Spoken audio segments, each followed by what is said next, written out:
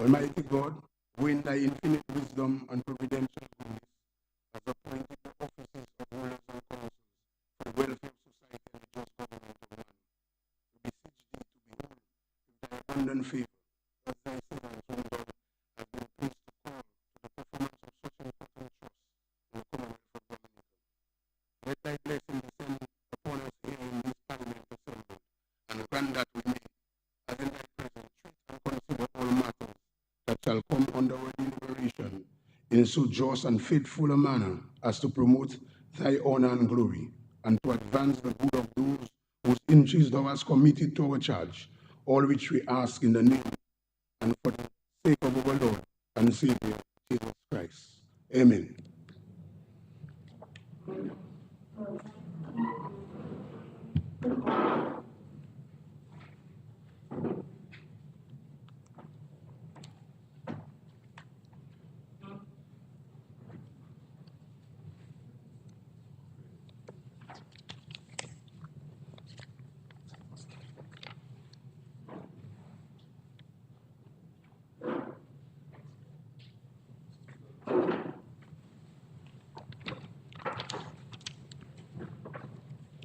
I beg to move that under item 7, which is introduction of bills, to insert sub-item Roman numeral 2, to validate an agreement between the government of Dominica and the Geothermal Power Company of Dominica 2023 Limited, dated December 5th, 2023. And under item 8, which is public business, government business, motion, second and third readings of bills, insert sub-item Roman numeral 2 for the second and third readings of a bill for an act to validate an agreement between the government of Dominica and the Geothermal Power Company of Dominica 2023 Limited, dated December 5th, 2023. And that item 7, sub-item Roman numeral 2, and item 8, sub-item 2, shall form part of the other paper. I would also wish to further advise and seek the House approval, Honorable Speaker, that, and to inform you all that we will only do the first reading of a bill which is the Sperm Whale Reserve Act of 2025, sorry, to do only the first reading and not all three readings. This is in direct response, Mr. Speaker, to some concerns which have been raised by some local stakeholders. Truth be told, we don't quite believe that there will be any injury to be caused with us going through all three readings, because we believe that the bill captures the very salient points. But I think it is only fair that we stand down the passage of the bill and allow the Ministry of the Green and Blue Economy to engage the stakeholders one more time, so that their concerns can be placed on the table and given some consideration. Because, Mr. Speaker, it is crucial. It is very, very crucial, if you allow me, Mr. Speaker, that the country, not the government, the country, gives due consideration to this bill.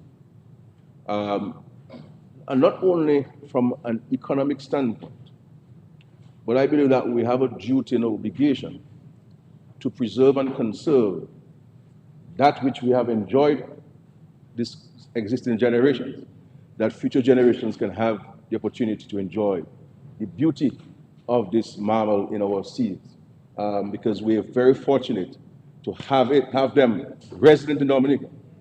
This is a blessing that we've received from the Lord, but it's a blessing that also brings with it economic opportunities, tremendous economic opportunities. But it's also important that we run this, we manage this, the present day sperm whales, with greater care, greater respect for their behavior, greater respect for the ecosystem, because we can rush to make money in 1 year, and lose out for the next 100 years. So it's a choice that we have to make. But the reality is, as it is being done now, it is not in the interest of the whales, and therefore it's not in the interest of the stakeholders, and therefore not in the interest of the country. Because if you disrupt their ecosystem, if you disrupt their habitat, then they will certainly fetch another place to call home. And that will be the end of this golden opportunity that we have. And so that's what the Act is seeking to do, is to preserve and conserve the opportunities that we have, and so that we can get greater benefits for it in the future. So, but again, we have been, all fairness to the stakeholders, they have been respectful, and they are seeking to engage, and I think it's only fair to them. Whether we disagree or agree with their views, that's a secondary issue. But I think it's only fair that we stand on the only readings and allow for some consultation. They have copies of the bills, Mr. Speaker. It is now for them to write specific notes, and then hopefully next week, the ministry, the government will have a consultation with them so that we can get their views. Once that is done, then we will all be on board there. I want to say, Mr. Speaker, finally, that maybe I'm not sure if before you have you swarm with the whales? No. I saw you vola, flying fish. But Mr. Speaker, I may be the only one in the house who may have had so far the privilege of swimming in the whales, Mr. Speaker. And it is amazing massive creature and be able to touch it, swim by, and so on. But we have to protect. I don't agree if all man and woman going to swim in no whales for little money. There has to be big money business, Mr. Speaker, and ensure that not everybody who want to swim, they can go and swim with Balau and Golan and Tasha and those things. When you come to swimming the whales in Dominica, Mr. Speaker, you have to pay top dollars for this, so that we can have the resources to maintain our ecosystem and to ensure we can support the fishermen who use the sea, the marine space for their livelihoods, so that they too can be part of this protection this week. I want you to give that explanation, though I should have just said all we're standing on these readings, but I think it was important to share it with the House and also share it with the country, that perspective with the government, Mr. Speaker. Thank you very much. Mr. Speaker, I second the motion. It has been moved and seconded that item 7, sub-item Roman numeral 2, and item 8, sub-item 2 shall form part of the order paper. Those in favor? Those against? The ayes have it. Congratulatory remarks.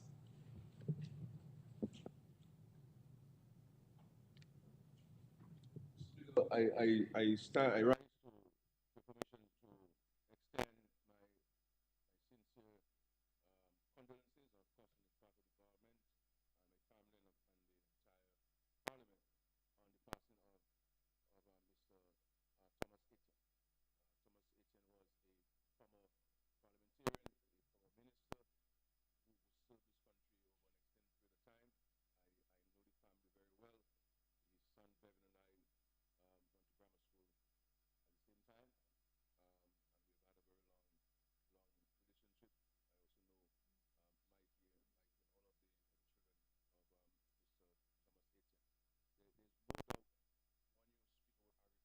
the children of Mr. Thomas Etienne. There's no doubt when you speak about agriculture, you can't not mention Mr. Thomas Etienne.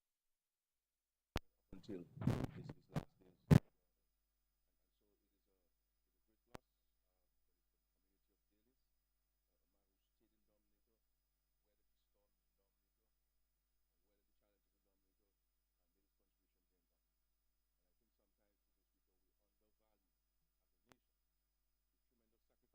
politicians make to serve the country. And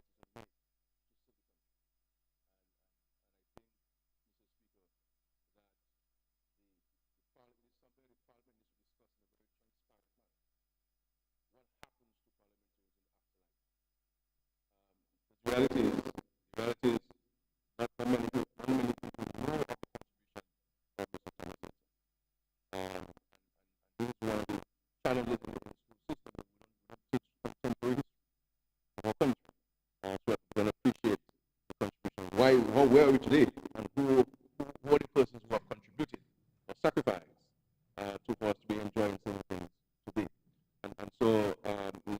believe, where the issue of pensions and gratuities are concerned.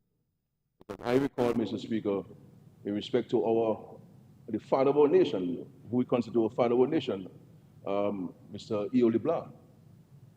And I believe that his pension was just over $200. This is a gentleman whose family went under tremendous personal attack for an extended period of time, and who made tremendous sacrifices for our country. And I was happy that I was part of the government that came to Parliament in 2004 to pass a bill in the Parliament to give Mr. LeBlanc a decent pension, and to ensure that if his wife succeeded him, then she would also get 50% of this. And that's what's happening today. And many of the former parliamentarians, Mr. Speaker, what we have done in the cabinet is that we have provided them with a compassionate allowance. But I do not believe that this should be the route.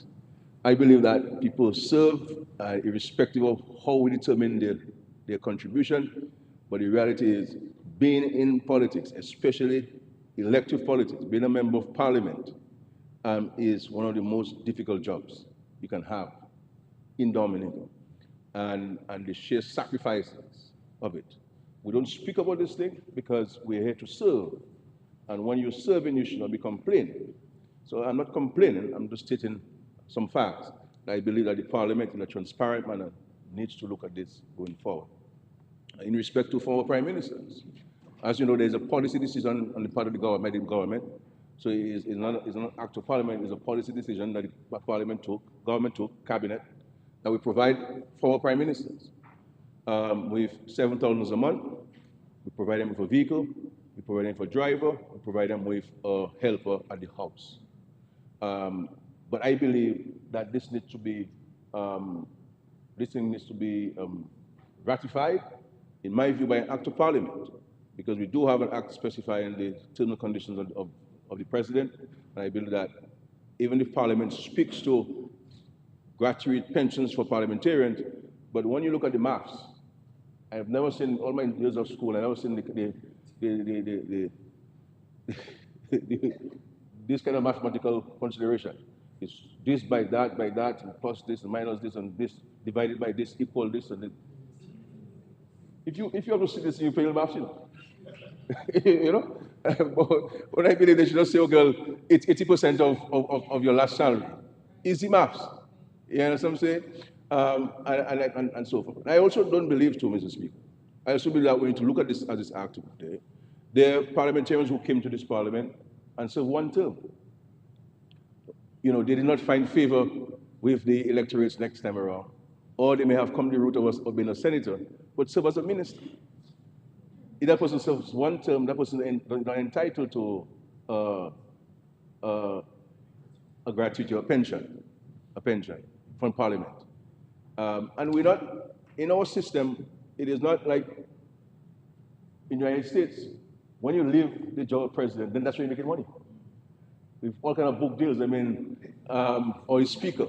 I mean, Newt Gingrich made $122 million in 10 years after he left speakership. You see what I'm saying? And so we have to look at this thing in a very transparent way. And I'm raising this because I think that we're not giving enough recognition to the contribution made by parliamentarians. And it's not only just to say we get them an official funeral or state funeral. The reality is when I die, Mr. Speaker, I want to just buy some wood from M&R Trading and nail them together and put me. I don't know casket. I don't know big casket. I don't know a box, and just put me in there. So yeah, Pope Francis or something. You understand, like Pope Francis, yes. So, Mr. Speaker, I think we need to look at this, and I'm raising this in light of the contribution that Mr. Etienne made to Dominica, and in large measure the lack of appreciation, I believe, that have been shown, and I think the Parliament has to come to a state of maturity where we can deal with this thing in a very transparent way, and explain to the country, because the reality is many other people do not know. They do not know. They do not know. They believe that sometimes you have a lot more time. but it's not the case at all. Okay, so I want to extend again on the family, on behalf of the government, the parliament, and the entire nation, our deepest condolences on the passing of Mr. Mr. Mr. Thomas H. of Delis.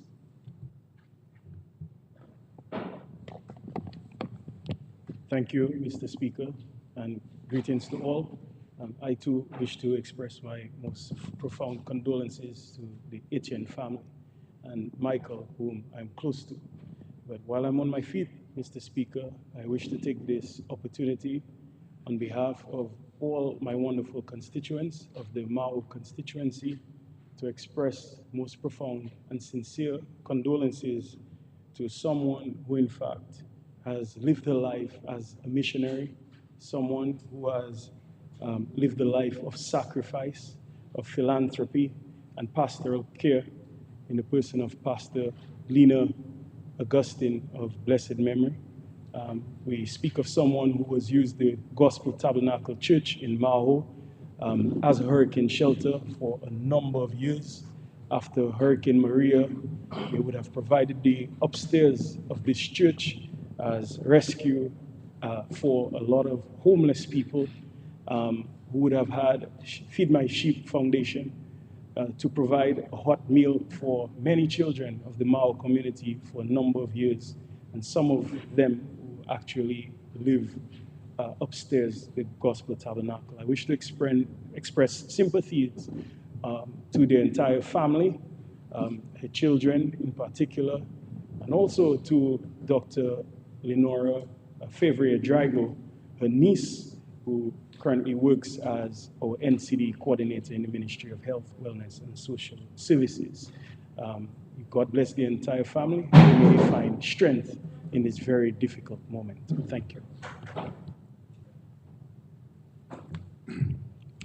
I myself would like to extend deep sympathies to the family of the Athenians. All the brothers are my good friends, you know.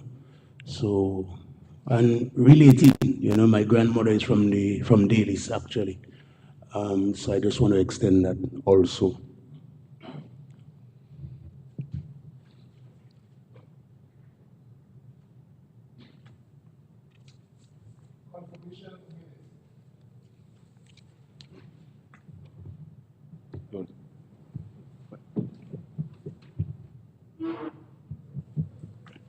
Mr. Speaker, I think at this point I would like to propose a couple of amendments. Page 13, on the point of clarification.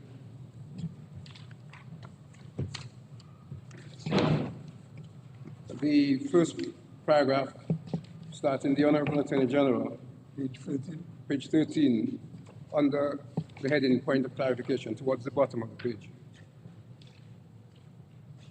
Yeah. Mr. Speaker, minor point first. I suspect the intention was to, on the second line, was intended, that's after the word clarification, I suspect it was intended to be the Honorable Attorney General, rather than Honorable Peter. And then 4 words on, where it refers to chair, the word chair is used, I suspect that should be Honorable Speaker. At least I would suggest that that be substituted, because at that point, okay, the chair would be during the committee. But yeah. And then, more substantively, Mr. Speaker, I suggest that my recollection of that exchange, the following might be closer to what actually transpired. The Honorable Attorney General, so that's repeating the whole thing. The Honorable Attorney General, Mr. Levi A. Peter, then rose on a point of clarification. The Honorable Attorney General inquired of the Honorable Speaker whether it is the phrase, open quotes, word on the street, close quotes, or the negative imputation that the term in that context may convey, that was the issue. I suspect that is closer to what was actually said by the Honorable Attorney General on the 19th of May than what appears in the minutes. And at the top of page 14, which continues that same exchange, Mr. Speaker, I would suggest and request, subject to any differing view, that that first paragraph be reflected as follows. The Honourable Attorney General, in reply, said that members should be allowed some flexibility, but at the same time must familiarize themselves with the language, of the House. I don't recall, and I don't think I would have said, in the process, learn the language of the House. That doesn't sound like me. So what, how you want to phrase? The Honourable Attorney General, in reply, said that the members should be allowed some flexibility, but at the same time must familiarize themselves with the language of the House. I think that is more akin to what I would have said. Thank you. Yes. It was referring specifically to what the Attorney General said, so we'll accept it as that. And in terms of the actual scripting, you will coordinate with the clerk and we'll make the amendment as per your recommendation. Okay. I think, Mr. Speaker, I think to help the stenographers, I think the House need to get it in time. I think we should use the AI application in getting this transcribed and you can always do the editing and so on and so forth, but we should get this in transcribed and in a few minutes you can get the entire sitting transcribed, you know, so we should look into that. You know, the modern times. You guys old school. Mr. Speaker, I beg to move that the minutes of the meeting of Monday, 19th May 2025 be confirmed as amended. Thank you. Mr. Speaker.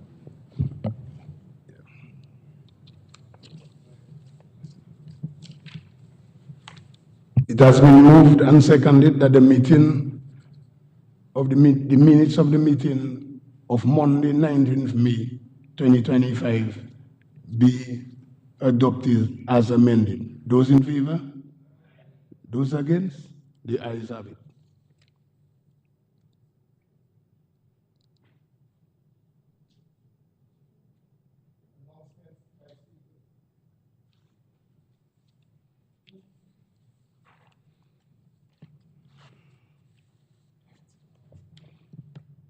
I have two announcements to make.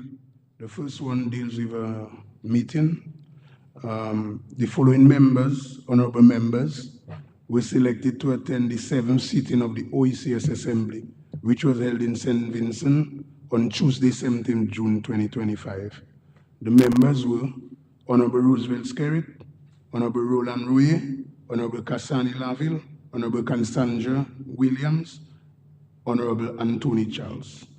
The focus of the assembly there in the OECS was on free circulation, a major focus on free circulation of goods within the OECS space.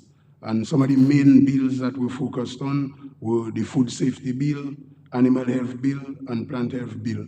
In regards to the selection of the members, it was done based on a proportionality. In regards to the opposition, what percentage that they actually got in terms of elected members. So that's how we, on the government side, but it was an automatic pick of the Prime Minister. But again, so the OECS actually instructed to us that the Honorable Prime Minister would be one of the members. On the opposition side, they asked for the leader of opposition, but in our context, we do not have, unfortunately, still, we do not have a leader of opposition. So I took the liberty to do it on a rotary level. For example, the former opposition leader went to Antigua to a meeting. So in that case, I sent the other elected member, that is Honorable Charles. So again, we need to rectify certain things, but this is not for the announcement. But I just wanted to point that out. And in regards to the other members, on the government side, you would see that it was specifically aligned to the bills that were being addressed. In regards to the other announcement, I received some correspondence from following members, all of them requesting permission to be absent. So I'll actually call the member's name, the honorable member's name, and give the respective reasons. Honorable Vince Henderson, out of state, on state business, that is. Honorable Cassandra Williams, Out on state business, Senator Austell Lockhart. Out on state business, Senator Lauren Henderson Reid, dealing with urgent matters. Honorable Miriam Blanchard, out of state on sick leave, out of office, sorry, on sick leave, and Honorable Dennis Charles not feeling well today. So I give the exact reason that the members gave in their request. So we may proceed, that's it.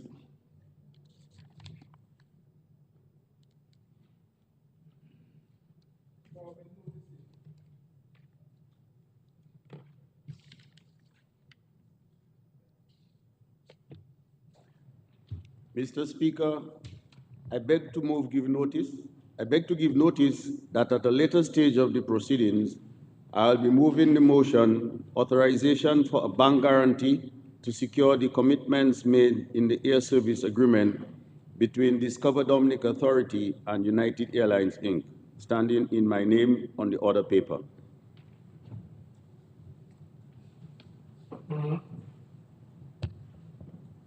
Mr. Speaker, I beg to give notice that at the later stage of these proceedings, I'll be taking the first reading of the bill, shortly entitled Sperm Whale Reserve Act 2025, standing in my name on the order paper. Mr. Speaker, I beg to give notice that at the later stage of the proceedings, I will be taking all the stages of the bill, Geothermal Resources Concession Agreement Validation Act 2025, standing in the name of the Honourable Minister for Foreign Affairs, Trade and Energy.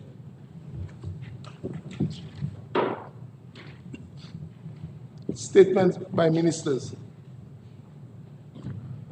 Mr. Speaker, just very briefly, I would have addressed this matter at my press conference yesterday, but I felt it important that I repeat very briefly that aspect relating to the stock of a U.S. visa ban on Dominica.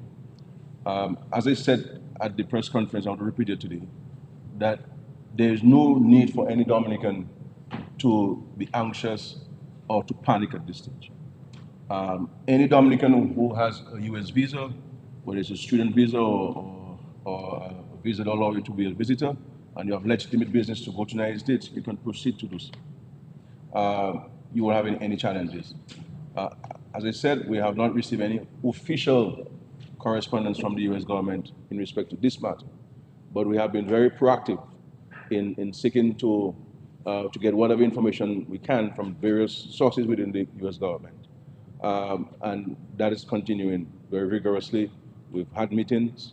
We've gotten a sense of what may be some of the concerns. One of which is and they also wrote to us on this, to the Minister for National Security, on urging Dominicans who may be in the United States illegally, that they should avail themselves to the authorities so that they can be repatriated to Dominica.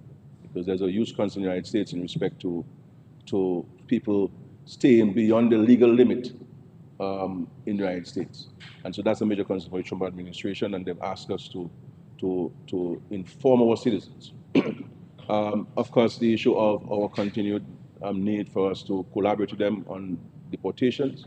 So far, we have not had any deportations that we've been called on to work with them on, but that's something, whenever we do, that we're providing the United States over the years with full cooperation on these matters, and that will continue. On the CBI is the issue of the change of names of our applicants for a program. They would prefer that they do not change those names. As a matter of fact, this forms part, Mr. Speaker, of the proposed establishment of the regional regulatory commission, because we have a draft bill that we'll be sharing very soon with stakeholders, including the United States, so that they can give us a feedback on the contents of the draft bill. And so this is one issue. The other issue in regards to the proper funding for the JRCC. As you know, the JRCC helps Dominica and the other islands in the vetting of all applicants. And of course, the draft bill makes clear provisions for this. The heads of government of the countries with CBI programs, we met on Friday afternoon by Zoom, and we have advanced the draft bill to next stages.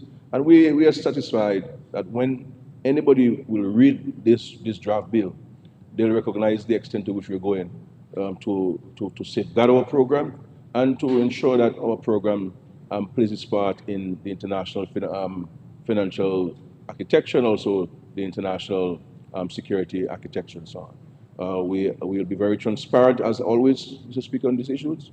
Once we get more information, we'll share with Dominican people, the Dominican citizens, but as of now, I do not believe that there's any need for any panic. We are managing these things through diplomatic means, and we will certainly be moving ahead. This is why the Minister of Foreign Affairs is not here today. He could not have landed last night. He went to the U.S. Embassy again for us to engage them on this point.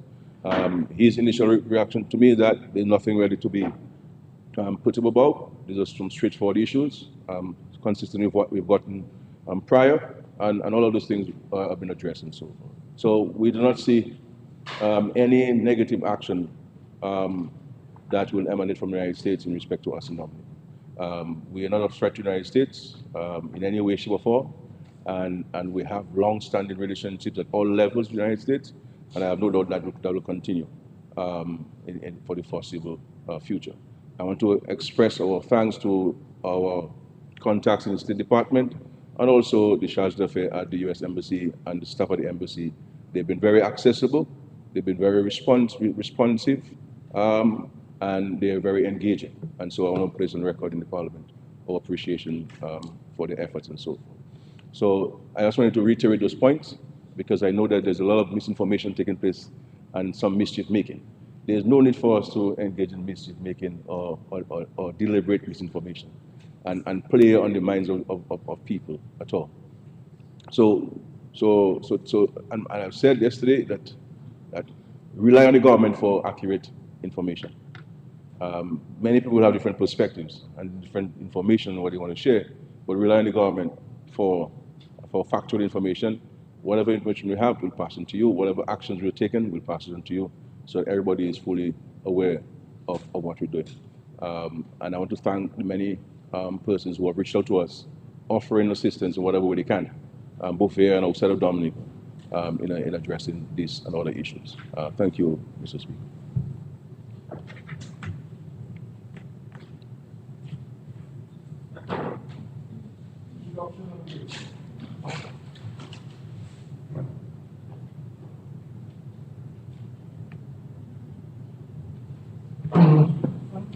Mr. Speaker, I move that the bill shortly entitled Sperm Whale Reserve Act 2025 be read for the first time.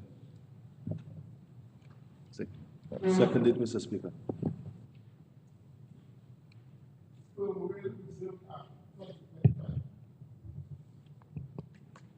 The bill has been read the first time.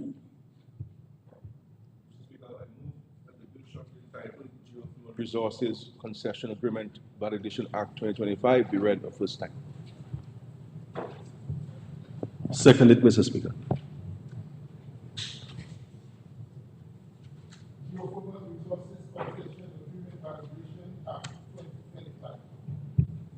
The bill has been read the first time. Public business, government business, motion.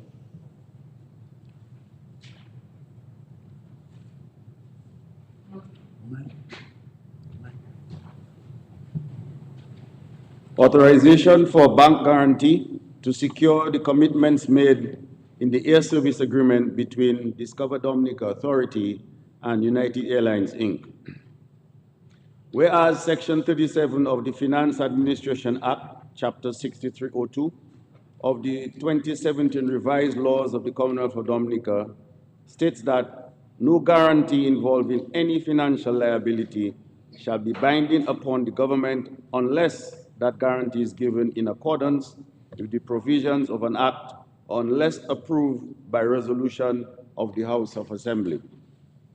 And whereas by virtue of Section 3.1 of the Loans Act, Chapter 6405 of the 2017 revised laws of the Commonwealth of Dominica, the House of Assembly may, by resolution duly passed, authorize the minister responsible for finance to borrow money from approved sources or guarantee loans to statutory boards or public corporations for the purpose of financing general development purposes in any foreign currency or currencies. And whereas Section 17.1 of the Discover Dominica Authority Act, Chapter 2007 of the 2017 revised laws of the Commonwealth of Dominica states that, with the approval of the House of Assembly, the Minister of Finance may guarantee in such manner and on such conditions as he thinks fit the payments of the principal and interest of any authorized borrowing by the authority.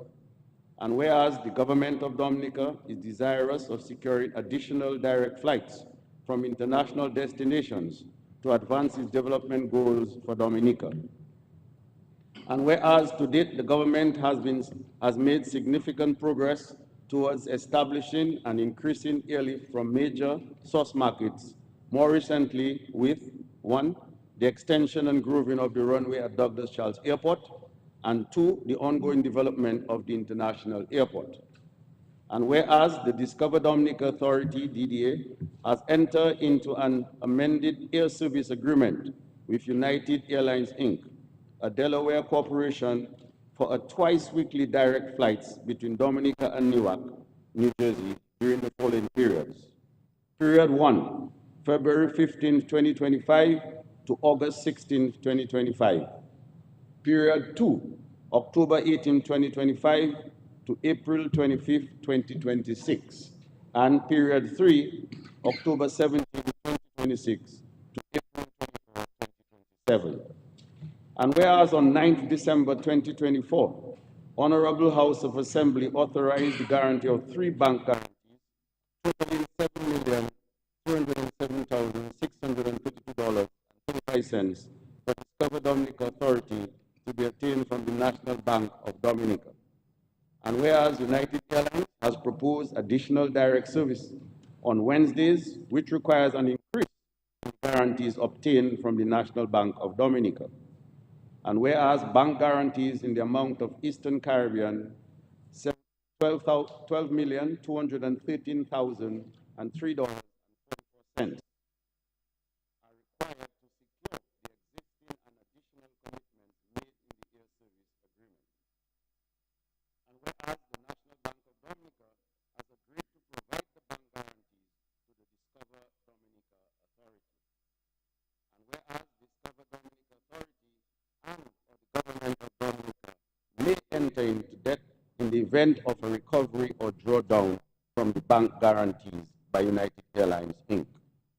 Be it resolved that in accordance with Section 37 of the Finance Administration Act, Chapter 6302 of the 2017 revised laws of the Commonwealth of Dominica, this Honorable House authorizes an increase in the bank guarantees from a total of $7,307,632.35 to a total of $12,213,003.40 for Discover Dominica Authority to be obtained from the National Bank of Dominica.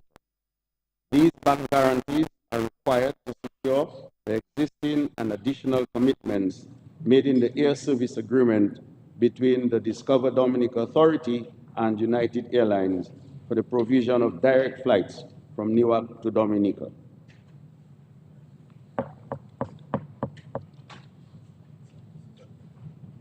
I beg to second the motion.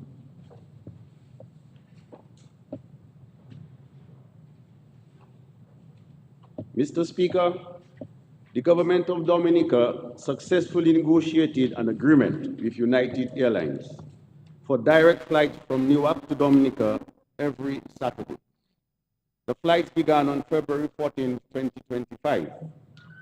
I wish to again thank the members of the House who supported the resolution for the guarantees to secure these flights last December. Mr. Speaker, United Airlines is very happy with the performance of the Saturday flights. As at May 10, 2025, the average load factor was 77%. The airline is now proposing an additional weekly service between Dominica and Newark, New Jersey, EWR, on Wednesdays to commence this October 2025. This proposal is subject to an amendment to the minimum revenue guarantee. The new Wednesday flight is proposed for October 19, 2025 to April 26, 2026, and October 17, 2026 to April 24, 2025 as follows. Departing Newark 9 a.m.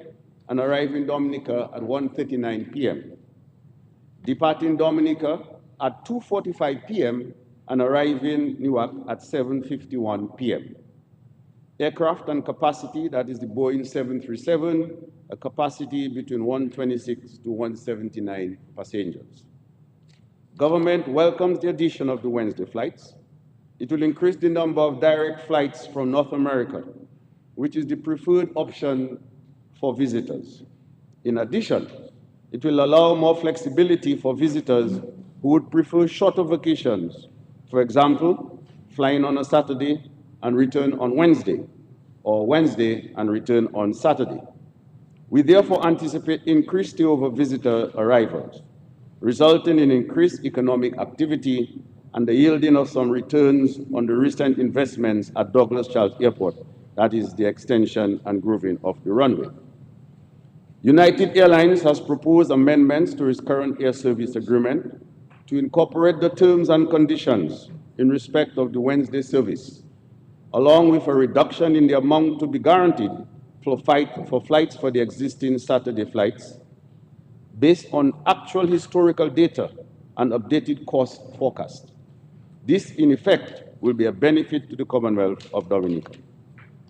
Therefore, increases in the bank guarantee are not required for each period to reflect the increased flights after taking into account the adjustment for a reduction in guarantees per flight.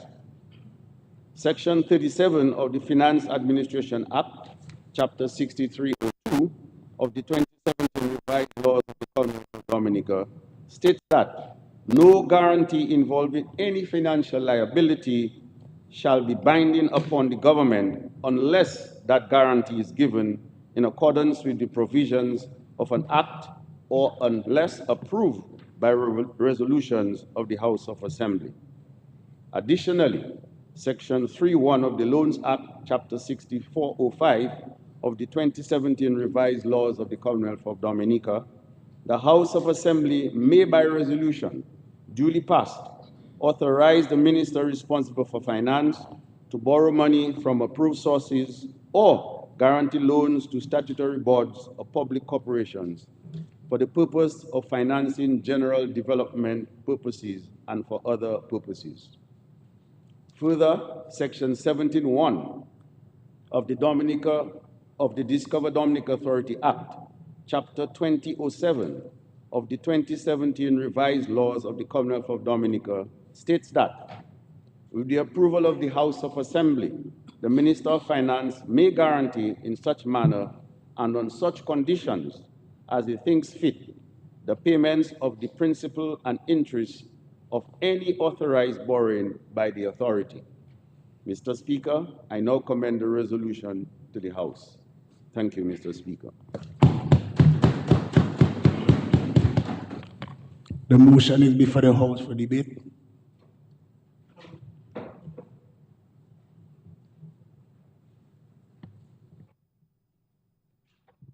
Yes, Honorable Lockhart. Thank you, Mr. Speaker. I'm requesting permission to go through my notes. Permission granted. Thank you. Mr. Speaker, I rise fully to support the resolution for the authorization to guarantee the increased bank guarantees required by Discover Dominica Authority to secure the additional commitments made in its air service agreement with United Airlines, Inc. I rise today to share a story of transformation. The story of how far Dominica has come in expanding air access, enhancing our tourism product, and positioning ourselves as a rising star in the global tourism landscape. Mr. Speaker, I recall that there was a time Dominica was described as one of the most difficult destinations to reach in the Caribbean. Several stops, long layovers, overnighting. That is no longer our story. Today, we are rewriting that narrative. Through strategic investments and strong leadership, we have modernized the Douglas Charles Airport, enabling night landings, extending and grooving the runway, and updating our navigating charts. These critical upgrades have significantly improved safety, operations, a year-round reliability. As we prepare for our international airport, we are doing the groundwork now, Mr. Speaker, establishing strong relationships with global airline partners, confirming direct routes from key source markets, and signing foundating air service agreements. We have successfully signed agreements with Qatar and are in advanced stages of negotiation with 3 more countries. We need to give ourselves a pat on the back. These actions lay the foundation, Mr. Speaker, for our future success and position Dominica as a serious player in the international aviation. Mr. Speaker, our efforts are bearing fruits. Our destination continues to receive international recognition. And while some may seek to speak, that may say that we speak too often about our accolades, let me be clear, Mr. Speaker, these are not mere vanity metrics. These are independent reviews that validate the quality, uniqueness, and sustainability of our tourism product. They place Dominica on the world stage alongside and at times ahead of long-established destinations. These accolades are driving interest, media attention, and visitor demand. They are a direct result of the consistent quality and authenticity that Dominica offers. So, with the increase in demand that these accolades bring, we must simply must make it easier for our guests to visit Dominica. We can no longer let access be an encumbrance to the destination. We must do the work now, ahead of the international airport, so that when the time comes, we will be focused on scaling up access, expanding existing products, and being the access hub of the Caribbean.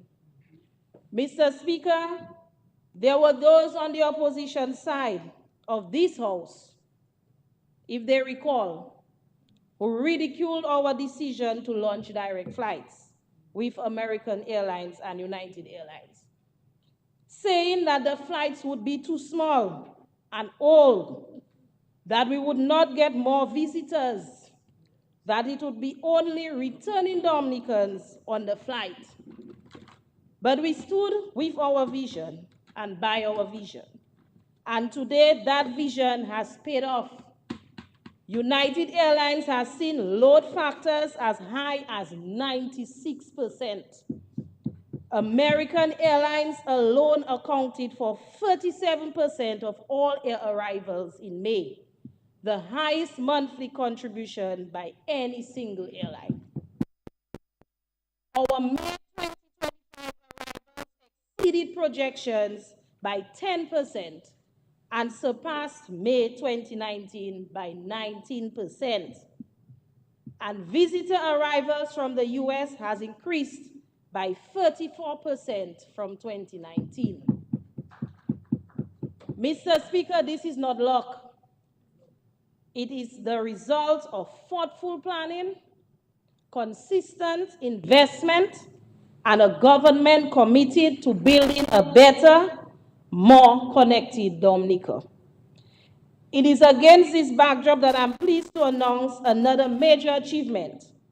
As part of our ongoing efforts to enhance air access, Dominica will be signing an agreement with United Airlines for the addition of a midweek flight from New York Liberty International Airport.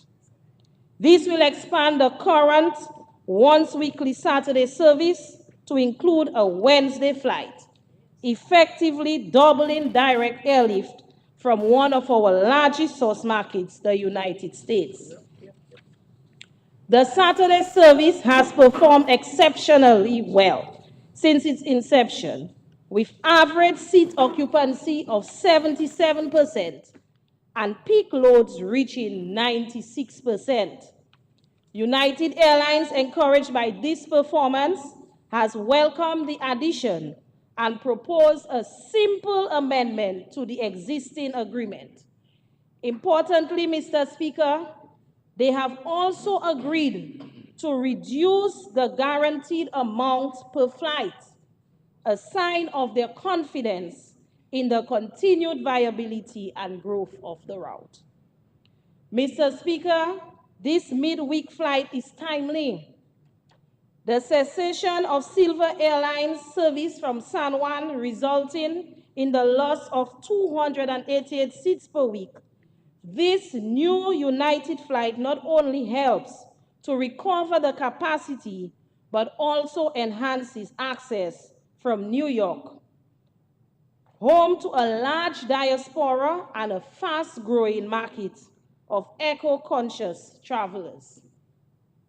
It also supports diverse travel patterns, from short 4-day and 5-day trips to fully 7-night vacations, business travels, and incentive groups, all of which prefer midweek travel options.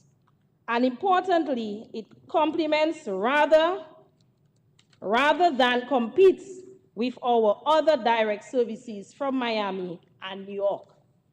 Mr. Speaker, this development signals that Dominica is not standing still.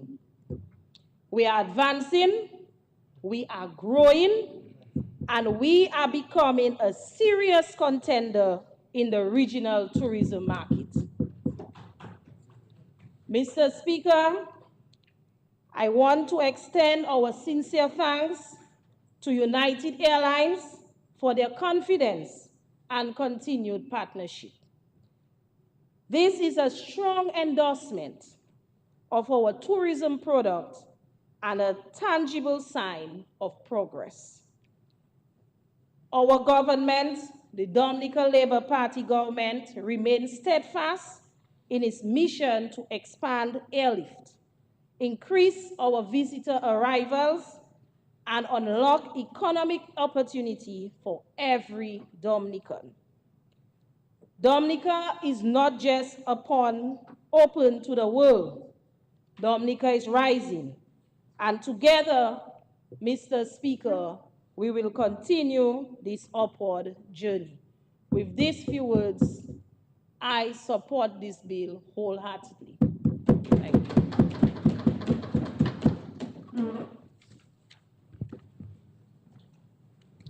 Yes, Senator. Yes, thank you, Mr. Speaker. Mr. Speaker, I rise this morning in full support of the resolution before this Honorable House, Mr. Speaker, which essentially will facilitate the additional direct flight from Newark, New Jersey to Dominica. And Mr. Speaker, I had the opportunity to travel on that flight earlier this year. Now, initially I was a bit skeptical, big plane, small runway, but I'm not an engineer. But it was a beautiful experience, Mr. Speaker. And what struck me or what got me was the fact that, we say that it's New York and we would wish it was New York, but it's how easy it is to commute from New York to New York. Very, very simple. Very easy to do. Train, right there, you Penn Station, and from Penn Station, you can go anywhere across any of the boroughs in New York. Very easy. So I think that is something that, people speak about and they say New York so far, but it really is close and it is accessible for persons in New York and the greater tri-state area. But, Mr. Speaker, this resolution is not merely about aviation logistics or numbers. It's about access. It's about opportunity. And overall, it is about national development. And who would have thought that on February 15th, 2025, we would have seen that flight make a historic landing to Dominica, Mr. Speaker. That flight carried over 100 passengers, and in 4.5 hours, it connected the heartbeat of the east coast of the US to the heartbeat of the Caribbean, right here in Dominica. And this achievement, Mr. Speaker, is a product of vision.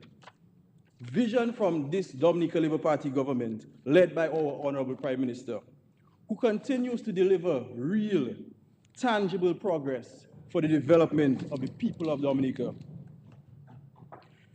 And Mr. Speaker, with this additional flight, what this tells me is that this is a responsive government.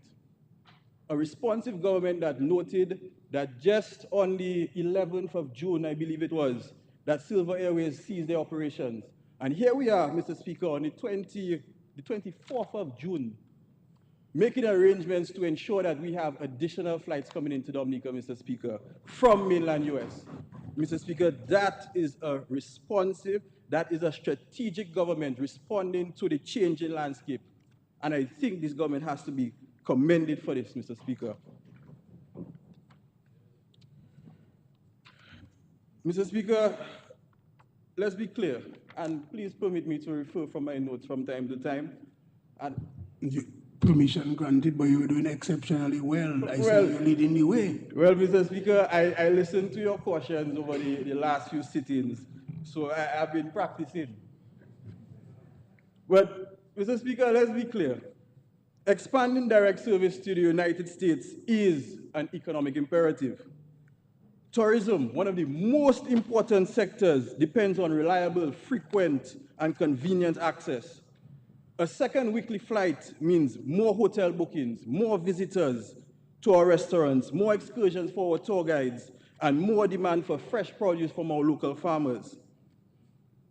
And people must realize, Mr. Speaker, when they go on the radio and they say that we do not need this flight, what they're effectively doing is trying to prevent these very same stakeholders from making money. Like our Prime Minister likes to say, how you want to take out bread in their mouth and you can't give them a biscuit, Mr. Speaker? Mr. Speaker, this is not a cost, but this is an investment in job creation, in local entrepreneurship, and in rural community development. I mean, Mr. Speaker, simply when you look at a direct impact of this United Airlines flying to Dominica, you see a very visible benefit when you go to the airport, Mr. Speaker, and you see the number of Dominicans who are working for United Airlines at the airport doing what it is that they do. And with an additional flight, what this means, or what this tells me, is that these people will be in a better position, making more money, because there's more work to be done, Mr. Speaker. And this is what we mean by job creation. And this is just a direct, a literal direct, return. And Mr. Speaker, another reason why I like this flight so much, Mr. Speaker, is at a time where booyah music, Mr. Speaker, has emerged as one of the hottest and most influential genres in the Caribbean. This increased flight creates an incredible opportunity for more visitors to come to Dominica and experience our unique cultural identity. Because we all know that the New York, New Jersey, and that area, there's a large Caribbean population there, Mr. Speaker. And these flights invite them to experience the rhythms of Dominica, the booyah, the culture, and the unparalleled vibes that our lovely island Dominica has. And it's all just one convenient flight away. Not just one, but now 2 days a week, Mr. Speaker. And furthermore, we've seen that the operational periods for this airline service have been strategically aligned with our festive and tourism season. By accommodating key events like Carnival and the World Creole Music Festival, This will ensure that we maximize visitor inflows during these times when our cultural and economic activities are at their peak. Mr. Speaker, I think at this juncture it's also important to remind the listening public that this is a bank guarantee and not upfront expenditure. It is a tool that is used globally in the airline partnerships to provide a level of security for routes as they become established. Mr. Speaker, we are not spending blindly. We are securing a seat at the global table, backed by responsible terms, measurable outcomes, and strong leadership by this Dominica Labour Party administration. Mr. Speaker, today, this Parliament is being asked not just to support a flight, but to support a forward-moving Dominica. A Dominica that doesn't retreat in the face of setbacks, but advances with strategy. A Dominica that values connection, growth, and opportunity. And this is what this resolution represents. And this is why I support it fully. Because when the world is only 4.5 hours away, the possibilities for Dominica are endless. I thank you, Mr. Speaker.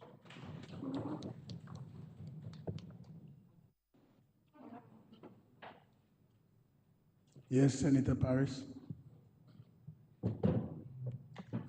Thank you, Mr. Speaker. Honorable colleagues, good morning. Mr. Speaker, with your permission, I'd like to refer to my notes from time to time. Permission granted. Mr. Speaker, nobody can debate that having adequate increased access to Dominica from the wider world, particularly internationally, nobody can debate whether that is a good thing or not. That is something that for years we have complained about and asked questions about and sought ways that we could improve, particularly air access into Dominica. A number of people always complain of the overnighting and all of those things. And now that is a thing of the past. And that is deserving of commendation. However we got there, that's a good thing. And that shouldn't be debated. So the rest of my debate is not in question with that fact, because that is a fact, right? I mean, come on. And Mr. Speaker, we have some work to do, so let's get to it. I want to make some brief remarks on the resolution for the House that seeks to secure existing and additional commitments made in the air service guarantee between the government of Dominica and United Airlines. In the resolution discussed and passed on December 16, 2024, and in this current resolution that we are debating now. Mr. Speaker, in December, the Honorable House approved a resolution authorizing a minimum revenue guarantee valued at 11.1 million EC dollars. And this was to ensure that United Airlines would receive the agreed minimum revenue for its direct air service from Newark, New Jersey into Melbourne Hall on a weekly basis, regardless of ticket sales. This contract covered 3 specific operational periods that spanned over 26 months. February 15th, 2025 to August 16th, 2025, covered by 3.8 million EC. August 16th, 2025 to April 27th, 2026, covered by $3.6 million. And April 25th, 2026 to April 26th, 2027, covered by 3.7 million EC dollars. This brings us to a total of approximately 11.1 million EC, an average of over $460,000 per month, an average of over $110,000 per week. The first question to the Minister of Finance, I would have loved to ask another minister, but she's not here today, unfortunately. Since the commencement of the flights on February 15th, can we account or provide a detailed account, rather, of how much of the minimum revenue guarantee that has been committed to date?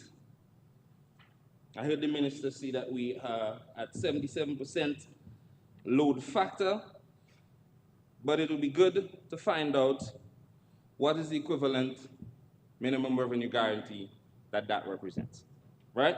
Now, Mr. Speaker, before we proceed, I would like to point out there are some discrepancies. I mean, it might have been a typographical error, but the resolution says that this was passed on December 9th. It was passed on December 16th. And also, too, I don't know if it's a technical error or something of the sort. I don't think that sections of that debate was not aired live, and I don't think it's available online now. If anybody wanted to do a review, I don't think that is available. So that's something that we may also have to check on. And Mr. Speaker, the change since that initial resolution was passed, we're now entered an amended air service agreement with United Airlines, and this revised agreement brings the following changes. One, we are increasing the frequency to twice weekly. That is including the Wednesday flight. And the new operational periods taken down from 26 months, we have February 15th, 2025 to August 16th, 2025. We have October 18th, 2025 to April 25th, 2026. October 17th, 2026 to April 24th, 2027. Now, Mr. Speaker, obviously, this logically implies an increase in the cost burden. And we have heard from two of our ministers that the minimum revenue guarantee per flight has been taken down or suggested lower. But obviously, Mr. Speaker, it represents an increase in the cost burden. We have more flights. We're doubling the flights. All right? However, we have not seen a corresponding upwards revision of the $11.1 million that we already approved. Instead, Mr. Speaker, what we have seen in this resolution is that it is suggested that the Parliament approve a bank guarantee of 7.3, significantly less than the $11.1 million that was actually approved on December 16. Now, that is a striking disparity of $3.8 million. And the new resolution does not provide a justification or any type of amendment explaining, one, whether the minimum revenue guarantee contract was revised downwards, or whether the remaining $3.8 million will be covered under another mechanism, or whether the Parliament decision of December 2024 authorization has been overridden or selectively implemented. Moreover, Mr. Speaker, the resolution proposes to increase the NBD guarantee to $12.2 million to accommodate the Wednesday flight. But I didn't hear the minister provide a financial breakdown of this figure. So obviously it is unclear.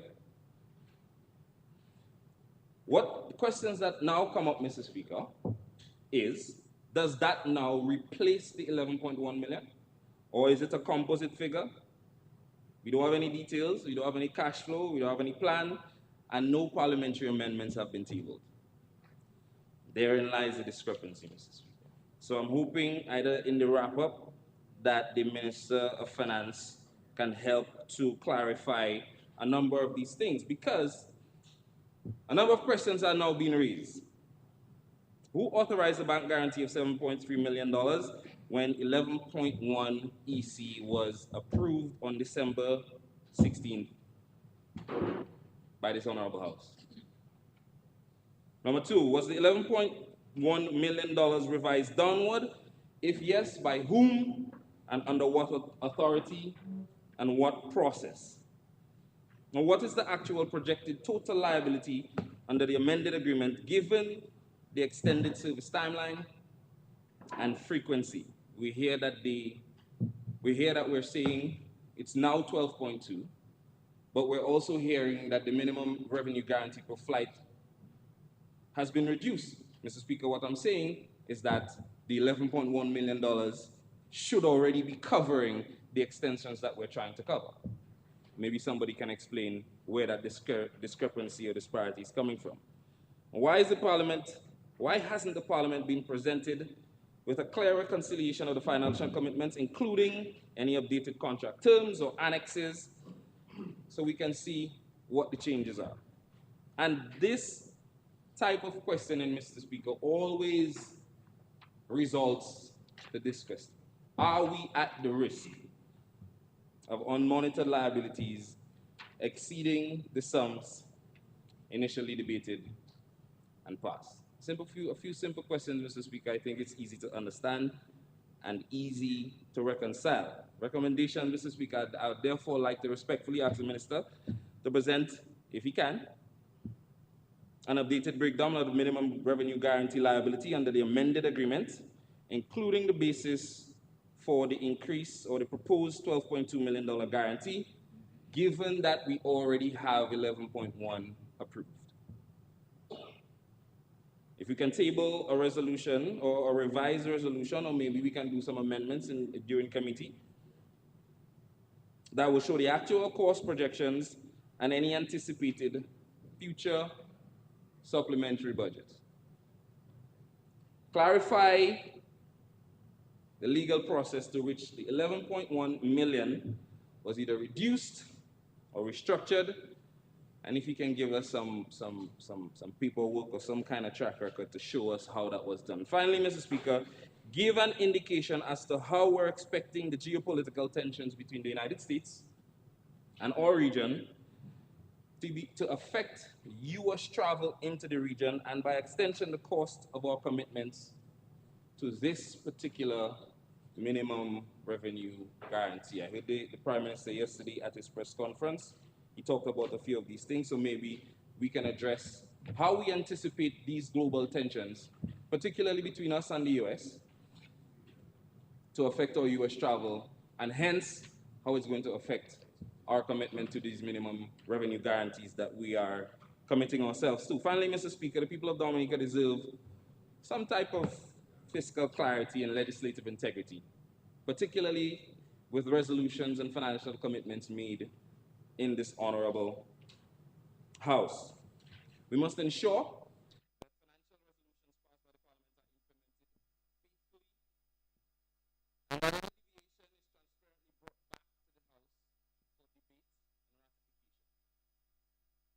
brought back to the House for debate and ratification. I will reiterate, Mr. Speaker, and this might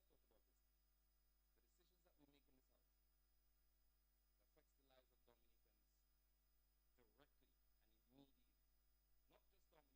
The decisions that we make in this House affects the lives of Dominicans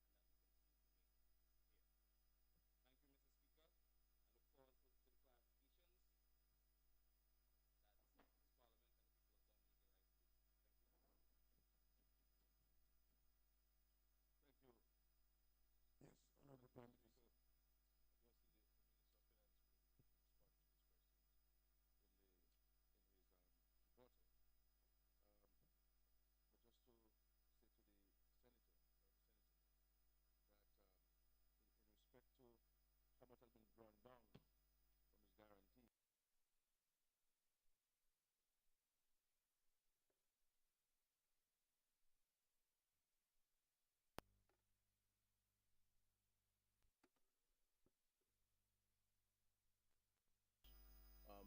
We will have to contribute to United Airlines. So it's August of this year. That's really the first period. Because if you look at it, it says period 1, February 15, 2025 to August 16, 2025. period 2, October 18, 2025 to April 25, 2026, and period 3, October 17, 2026 to April 24, 2027.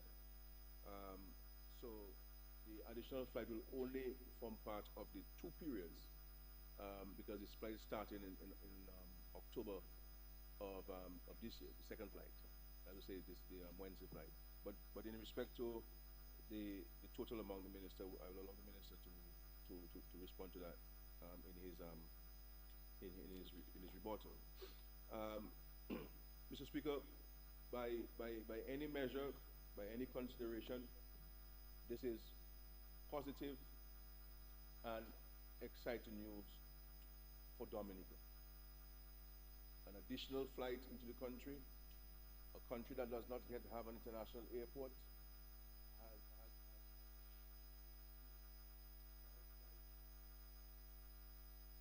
been a positive for Dominica.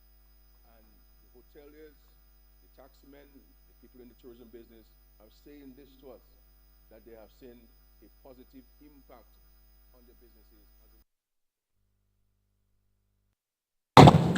So certainly adding a Wednesday will make that flight even more attractive to visitors and more accessible to visitors, so that somebody come from the East Coast can know they can fly from the East Coast and fly back directly to the East Coast. And that makes a huge difference from flying from New York to Miami or from New Jersey to Miami and then catching a flight to come across, or even going through St. Martin, etc. So it's a positive news. But as we all know, Mr. Speaker, and you're a businessman, business people do not make decisions because they like this or they don't like that. They make decisions if they believe that there's an economic opportunity and a financial benefit for them to pursue a particular investment. And this is what United has done. And as we've said before, when we started pursuing these direct flights to North America and we approached United Airlines, they came to Dominica and did their own independent investigation. The technical folks, the engineers came down. And they said to us, look, we did our financials. We believe that there's an opportunity to fly to Dominica and to do business, but we need you to extend the runway. And in addition to the extension of the runway, we also need you to groove the runway. What do you do? What did we do? Notwithstanding the fact that we're building an international airport, but even if you're going to, slaughter the bull for Christmas, it still must eat. You see, so we had to ensure that we had the ability to get these flights leading up to the construction and the function of the international airport. Now that's about, when you look at the grooving and the extension one, we're talking about $45, $46, $47 million. We've also had to extend the space at the departure lounge in a dramatic way. We've also had to extend the visitors lounge, the entrance lounge. Several significant sums expended. We've also had to invest in the lounge so that you have people coming in private planes, you have other people coming there in the country to look at opportunities. People want to have the facilitation for a private lounge, and they can have a meal, they can have a coffee, they can be facilitated. Because a billionaire is not going to come to Dominica and go and stand in no line anywhere with a private jet. And we are seeing more private jets landing in Dominica in recent time than any time, Mr. Speaker, because people are hearing about Dominica. And so we've had to make significant investments because we believe, Mr. Speaker, that for us to grow the economy and to create the jobs that we need, there are some critical things that we have to invest in. And this is why the government has deliberately, as part of its economic national plan, to be deliberate with its investments and to stick to them, because we believe that the long-term benefits will far outweigh the current challenges that we're experiencing. And I always say to people, including my colleagues and others who question, Well, should we not defer the completion date of the airport and let it go until 2025, and so that we can have more money to do this and to do that? But the only way you're going to grow the economy and create the sustainable jobs and to get more revenue coming is by bringing more people into Dominica. So this is why we took a deliberate decision as a government to partner with developers to invest in hotel construction. And if it was not for the government's direct intervention in the construction of hotels in Dominica, we would not be talking about five-star hotels in Dominica and having the kind of rooms that we have in the country. We partnered with them. So when Jungle Bay went down by way of Erica, Sam Raphael did not come to me. I went to him and said, let us work with you to rebuild Jungle Bay. And look at what Jungle Bay is today, Mr. Speaker. We recall when we brought range developments here to Dominica, that there were people in this country who wrote to international organizations saying that we were selling the national park. They wrote to the World Heritage, to UNESCO World Heritage, complaining to the World Bank, to international organizations. So we've invested in this, in hotel construction. We've also invested in these guest houses or this accommodation, private accommodation that people are providing. By putting monies at the aid bank, some $15 million from the CBI funds at 2% interest rate, people could invest in the hotel. We've invested in agro-processing, helping people to add value to the agricultural primary products. Added value, Mr. Speaker, you know what, I will tell you this. You're in the agro-processing food business, right? So you know this. And so we've invested there by putting some $10 million at the aid bank from the CBI funds at 2% for agro-processors.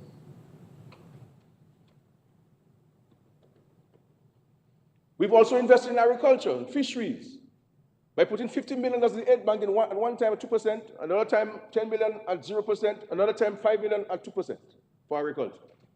All from the CBI funds. We went ahead in 2023 and contracted a load of $30 million from the CDB.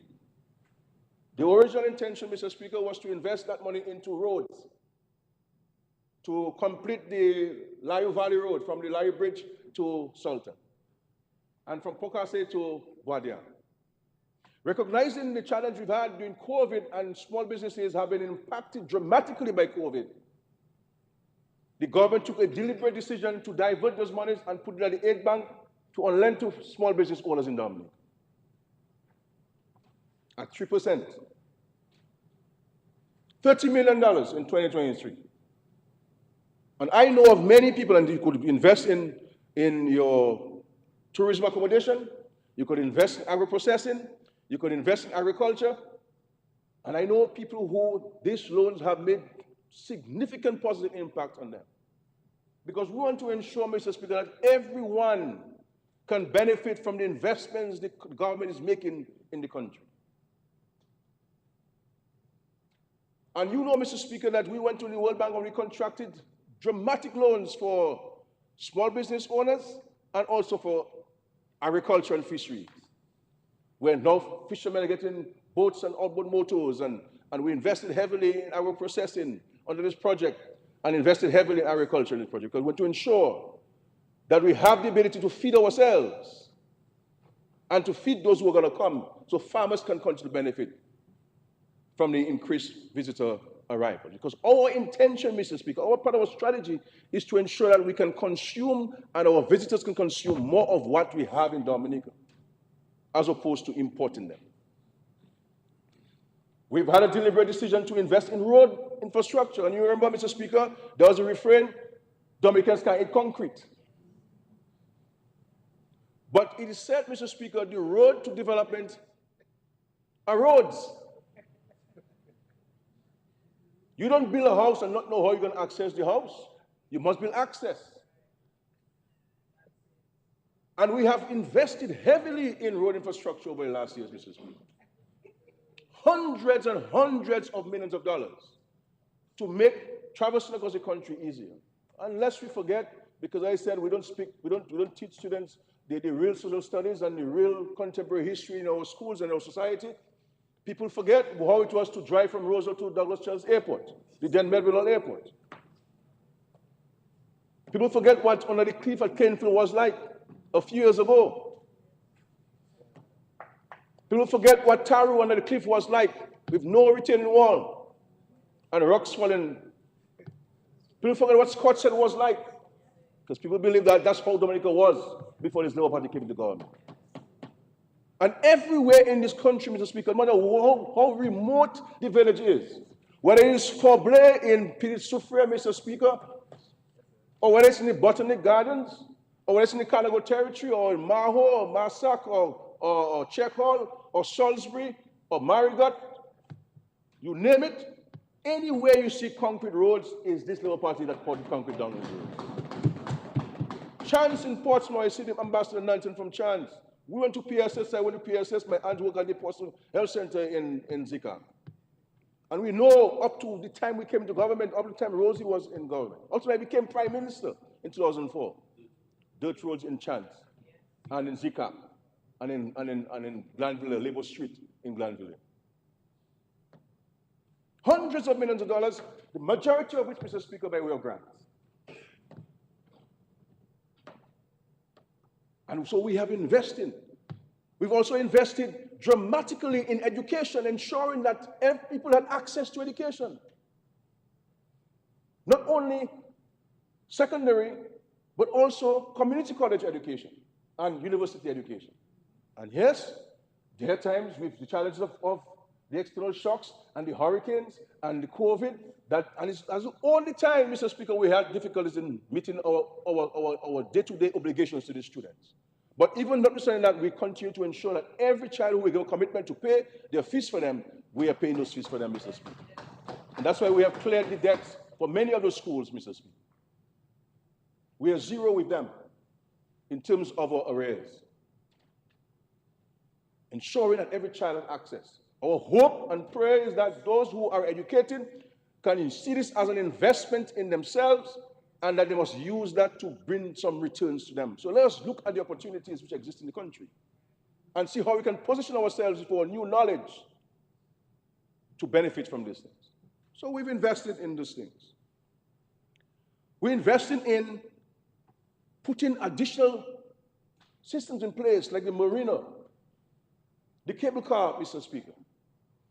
If you see the sheer number of yachts that are docked outside the Prince Rupert Bay, but we don't have the facilities to take the real advantage of the potential, the benefits that exist for those.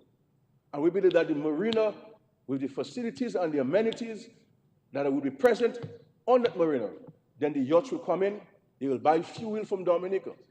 More fuel purchased in Dominica, more revenues for the country. They will buy water from us. They'll buy fresh fruits from us. They'll buy fish from us. They'll buy chicken from us, from abattoir. They'll buy eggs from us. And you'll understand the kind of impact it's going to have on the man on the street and the man on the farm and the man who has the poultry farm. So it's not just a marina, it is what the marina is going to do and will do in terms of its impact on the economy. And all of this we're seeking to do is to ensure that we can attract people so that they can consume all of what we are producing and manufacturing in Dominica. And the cable car, Mr. Speaker, we know when we had the aerial tram, the impact it had on the Roseau Valley and Loda in particular. The sheer number of people who disembarked the cruise lines just to go to the aerial tram. And if you have been on the aerial tram, Mr. Speaker, and I had the opportunity to travel on the cable car to the Boiling Lake recently, and this is just an amazing project. This is just out of this world experience, Mr. Speaker, you can have in taking this cable car from Loda and go all the way to the Boiling Lake and disembark and be able to walk 10 minutes to the Boiling Lake and view the Boiling Lake with excitement.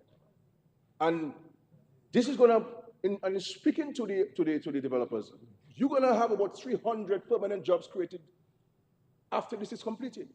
the sheer number of services that you can go to the top station at the boiling lake and get married there. The relevance is the investment you're making, and to tell you this is why United is coming to Dominica and sharing with you for your own edification and education, how, and to draw to your attention how this strategy is unfolding before your very eyes. Before your very eyes. And then we come to the construction of the international airport, Mr. Speaker. Everybody who visits Dominica is in complete and absolute awe as to how we've been able to build this airport in this terrain. This is the biggest and most impactful and transformative project we will see in the country's history, Mr. Speaker. And rest assured, because when I say things, Mr. Speaker, they always come to pass. And I thank the Lord for that. You're going to see, Mr. Speaker, with this airport, you're going to see a dramatic increase in visitor arrivals in Dominica. A dramatic increase in visitor arrival in Dominica, Mr. Speaker, benefiting the people of Dominica. When you go to Douglas Charles on a Saturday afternoon, with just 2 flights down on the ground, and you see the movement and the energy in there, Mr. Speaker, it tells you we're getting somewhere. We're not where we want to go yet, but we're getting somewhere. We're on the way, Mr. Speaker. And so I want to state again our appreciation to MMC, and in particular the CEO, Dr. Anthony Hayden, for partnering with us on this very ambitious project. And I think, Mr. Speaker, we have to give people credit for partnering with us in the efforts to make Dominica a more attractive place to do business, Mr. Speaker. This is why this project, we must all wrap it around the national flag. This is not about Roosevelt's spirit. This is not about the Dominica Labour Party. It's about Dominica and the future of Dominica, and creating more and more sustainable opportunities for current and future generations. That's what it's about. That's our service to the people of Dominica. And we talk about geothermal, Mr. Speaker. It has been a long road, because there's nowhere in the Caribbean, Mr. Speaker, that that road has traveled. Nowhere. But we have remained true to our commitment to taking advantage of our geothermal resource, Mr. Speaker, because we are convinced that this is one of the pathways to greater economic activity and investments in the country. Because energy is the highest cost for operators. You have a small business, a local restaurant, you have to put air conditioning because a man is going to sit there and sweat and eating his lunch. Energy cost. You have a hotel room, especially if people go in there for the weekend and so on, the AC on, the doors on, they go the whole day, the AC on, and your costs going up, Mr. Speaker, because you can't. Lady has a little shop. She must have a chiller. She must have a little freezer. She must have a little fridge. It must be on all day. She can't turn it off during the night and say, well, tomorrow might be on. And so the way towards reducing the cost of energy is by taking advantage of our natural resource. Now, we all agree it has been some time. We'll all agree it's costly, but we believe, Mr. Speaker, in the long run, we will see the benefit of this. This is an investment that will bring a dividend tomorrow, Mr. Speaker. That is why we are committed to it. And by the grace of God, Mr. Speaker, the project will come to a completion at the end of this year. And in 2026, we'll start benefiting from the geothermal energy. So all of this is part of it. So when we talk about where's the plan, where's the strategy, these are all of the things: education, road infrastructure, invest in agriculture, invest in fisheries, agro-processing, educating our people, ensuring people have access to education and skills, and in the process, protecting the environment, Mr. Speaker. The well thermal reserve, all this are part of what we're doing in our way. And Mr. Speaker, all of these things have been achieved, and all of these things have been achieved on the backdrop of the numerous natural disasters that this government has faced since 2004. And in the first 25 years of our government, when we say we're there for long, The reality is we spent the first 6 years of government, Mr. Speaker, fixing a mess that we inherited. First 6 years was that, structural adjustment. And on top of the structural adjustment, we've had the most natural disasters in the history of our country in such a period of time. And not small natural disasters, dramatic ones. 90% GDP impact, 226% GDP impact. And COVID, a pandemic, Mr. Speaker. Wars and rumors of wars, Mr. Speaker. All of which we have to face, Mr. Speaker. Because rumors of wars bring uncertainty. Uncertainty in the market means people don't want to invest. People don't want to travel.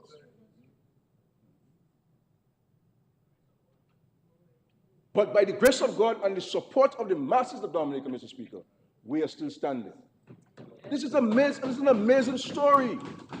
This is an amazing story that we have as a country, Mr. Speaker.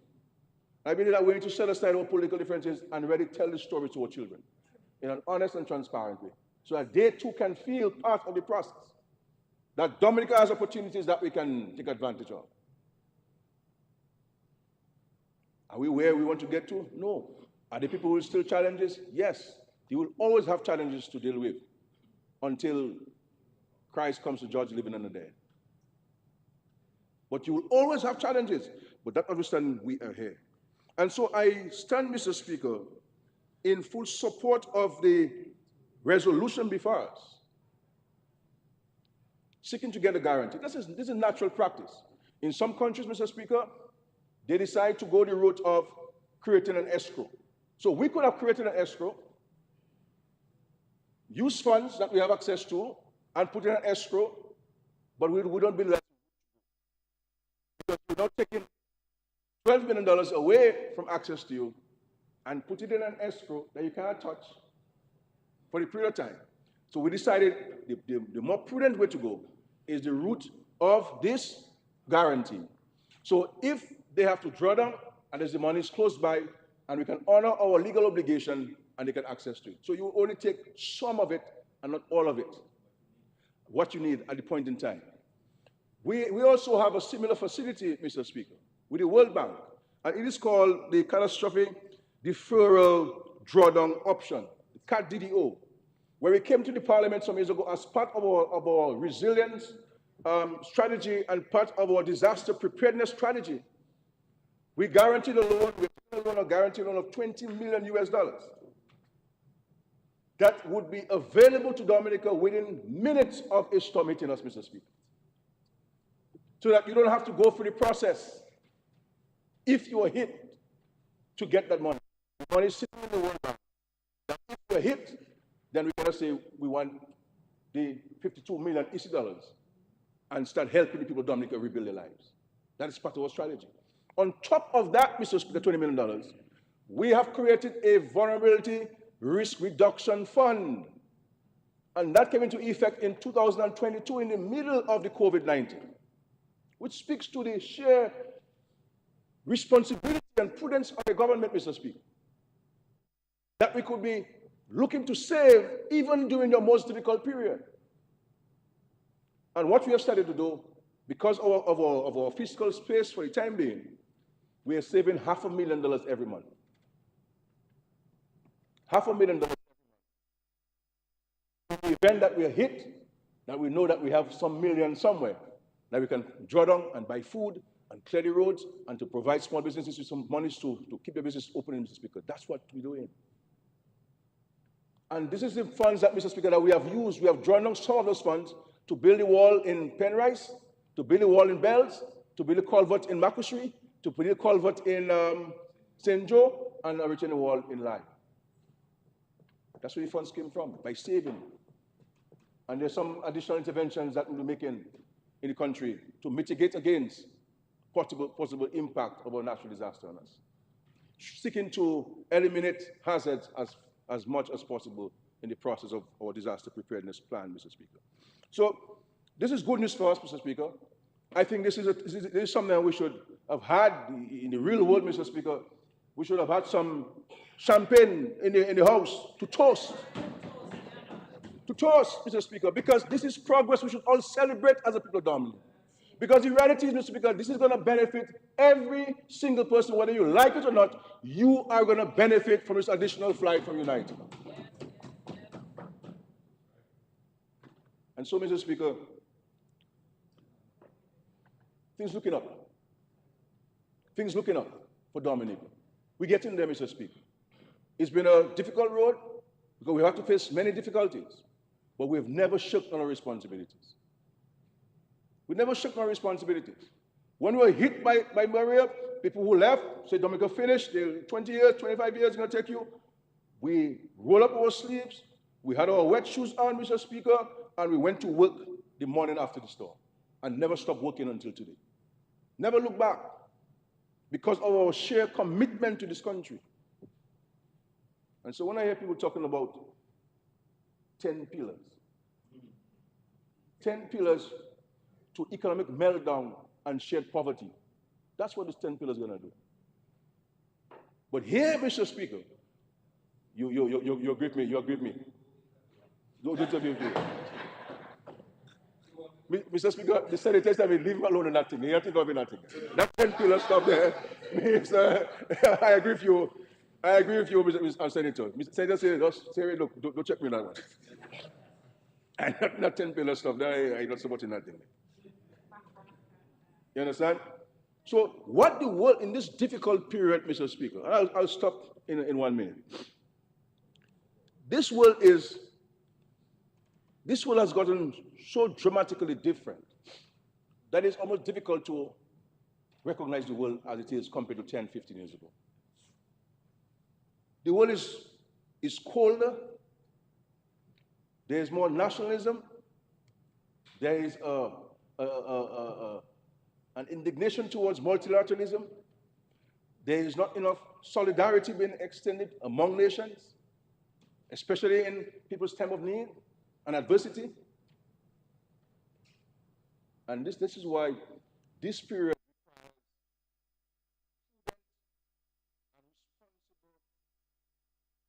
leadership more than ever. This is not a time for us to make offerings that we can achieve. We all have families, and all know the challenges your family is confronting. The government is no different.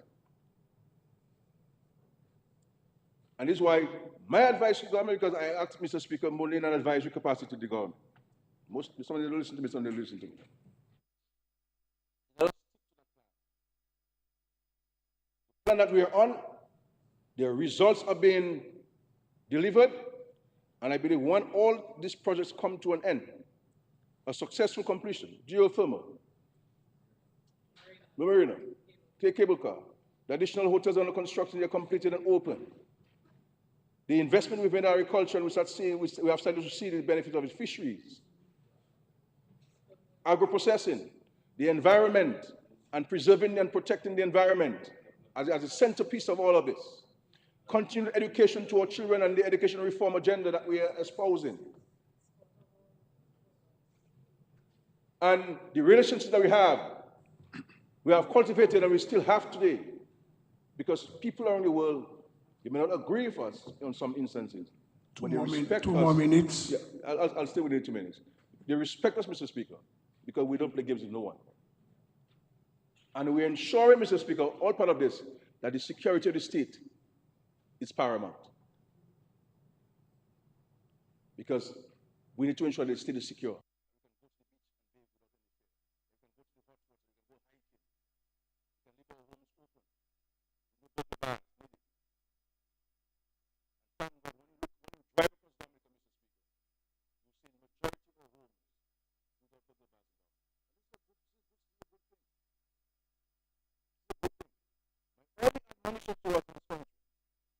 But as we move towards being more economically independent as a nation and as individuals, and that we have a greater sense of prosperity, greater sense of opportunities, that we maintain the community spirit that we've been known for, that we know who our neighbors are, that we are in consultation with them, that we know that they have what they need or what they want, and that we can all form part of a neighborhood, a community that can maintain law and order, peace, the sharing spirit, the looking out for our neighbors concept as articulated in the Bible. And that we can be responsible for keeping our communities clean and cutting the grass along the side of the road, that we all can get together and chip in a 150 every month and get somebody to cut the grass in our communities and not rely on the state. We have to pay attention to those things. Pay attention to those things as a community. And so, Mr. Speaker, I fully support this. I commend the Minister of Finance, I commend the Minister of Tourism and the Cabinet and all those who are involved in these negotiations. And we will not relent until we get to the point where we can see the real prosperity that we envisage, that the dynamic Dominica and the strategy that has been exposed and putting into place by this party, this Labour Party, will bear the kind of fruits that we would like it. But as time goes by, at every point in time, we see the fruits. So we came from no night landing, Senator Edwards, no night landing when we came to government, to introduction of night landing. We came from a point of no flights from outside the Caribbean to now direct flights from North America. And we have, what am I saying there? What do you mean? What do you mean, what are you saying there? No, what's that? What are you talking about? We had no night landing when? We introduced night landing. Oh, okay. So we had no night landing when we came to government. No night landing when we came to government. We had no direct flights outside the Caribbean, Mr. Speaker. Senator Edwards, today, we're here to talk about direct flights from America. And it brings such a sense of pride and accomplishment. And I'm so happy when I go to the airport, I see people boarding a flight, and I know they're going to fly directly to Newark, New Jersey. And they can go directly to Miami, Mr. Speaker. And so let us work together. My call to us is for us to work together. And I have said, Mr. Speaker, this government, this party doesn't have all of the answers to the country's challenges or the global challenges confronted. This is why I believe in inclusivity, engaging people who are serious about Dominica, who are prepared to put Dominica first. And as I've said, and I mean this very sincerely, Mr. Speaker, that in the Labour House there are many rooms. And I am making a clarion call to all, irrespective of who you are. Once, the only qualifying criteria is that you put Dominica first. Put Dominica first. You know what I'm saying, Mr. Speaker? So the call is out there. If you're serious, join the progressive movement. If you're serious, join those who are serious about Dominica. If you're serious, join those who have shown time and time again their undying commitment to this country. Not those who only come when they're unemployed. And the moment they get a job overseas, whether it's in Marigold or the Saints, they rush across, Mr. Speaker. We want people who have shown their commitment. Their commitment, who's that? I think it's Dr. Thompson Fountain, your former leader. You see, you see trouble with me, everybody. You want me to call him a name? Senator Paris want me to call him a name. Tell me, who is that? Who is that? You know what I'm saying, Mr. Speaker? The one that you couldn't sit next to because you think that he was a waste of time, Mr. Speaker. So, no, so, Mr. Speaker, so let us join the forces. Let us join the forces to move this country forward. Additional flight, Mr. Speaker, means more jobs for the taximen, more jobs for more guests for the Airbnb, the private, the guest houses, Mr. Speaker, more people coming into the hotels, more restaurants will be food will be consumed, and it is difficult to get a car rental in Dominica most times because they're all rented out because people are coming and people are renting, Mr. Speaker. So this is good news. Good news. And this feels almost like Christmas Eve, Mr. Speaker, but I was reminded that we're still in June. Thank you, Mr. Speaker.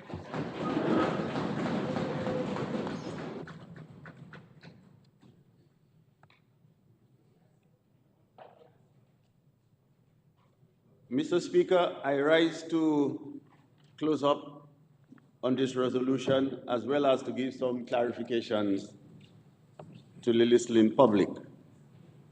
First and foremost, Mr. Speaker, we have to recognize that this guarantee we're coming here is for period 2 and period 3.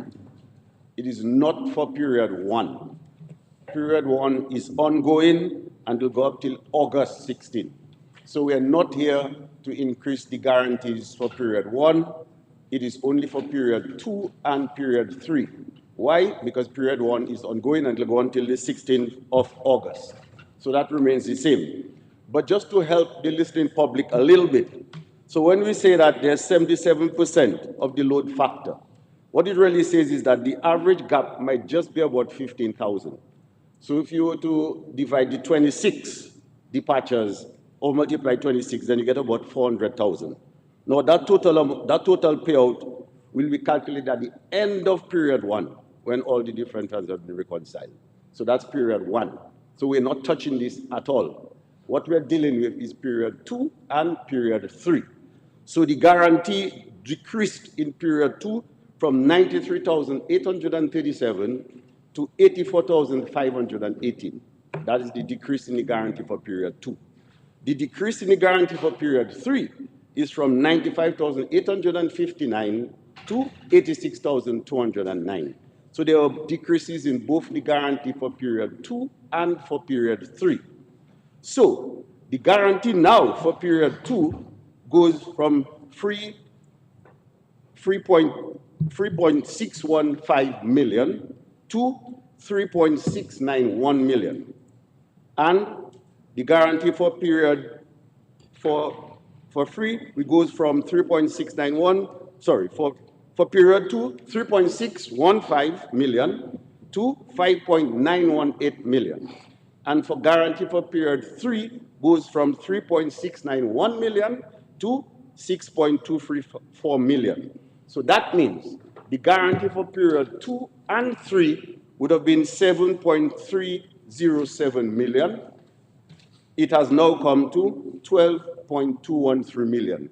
This is where the 12.2 comes from, Mr. Speaker. I can go over it again if you want me to. That's okay. So you've understood that.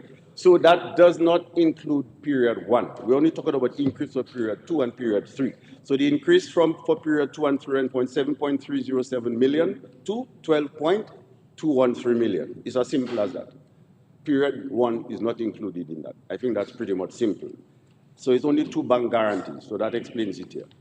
But Mr. Speaker, I fear that the listening public, the whole, what we're trying to achieve here, I do not want it to get diluted with the little figures. Granted, the financial part is very important. We have to be accountable and transparent. That's what this government has all been about. So yes, I'm very happy to have clarified this. But the bigger picture is to see the benefits that this brings to the country. So we cannot keep all the time, granted, looking at the trees. We have to see that these trees make up a forest. That's the bigger picture that this government is bringing to the country here. So whether it's in terms of job creation and all the economic activity for all the persons involved in the tourism sector, all the persons involved in the airports, and it's just all about the jobs, the economic activity that this brings to the country. And obviously there must be a little increase because you're not having one flight as we used to have. We have 2 flights now. So that is exactly why the guarantee had to increase. So I've explained how the guarantee was increased, the figures, and I've just told you that we have to look at the bigger picture, what this brings to the development of the country. Now, Mr. Speaker, we cannot take this in isolation as well, because all what we've been doing, it's a plan, it's a blueprint that we're functioning from. So even the international airport, that is part of the plan. Even when we are to the extension of the runway and the grooving, that is part of the plan. Even getting the flights from North America, that is part of the plan. The hotels that are being built, because these very same tourists will be in these hotels. The 3 to 4 night stay over visitors as opposed, and also the 1 week visitors. It's a big plan, and Mr. Speaker, we just have to join the bits and the bits of the puzzle, join the dots, and you can see how this is a clear thinking, visionary government that is bringing all these different development programs to this country. So having said this, Mr. Speaker, I think we all agree that yes, this is a move in the right direction, and the people of Dominica just stand to benefit. The country just stands to benefit, and we just have to take advantage of this. We have to stay of a positive mind and always see the good things, as the PM always says, always look at it, a glass half filled, not half empty. Gradually. Obviously, we'll be pragmatic along the way when we have to adjust, like we have to adjust the guarantees, so we come here to adjust the guarantees. But it's the bigger picture that we have to keep focused on. It's all for the development of this country. I thank you, Mr. Speaker. This concludes the debate on the motion. I will now put the question.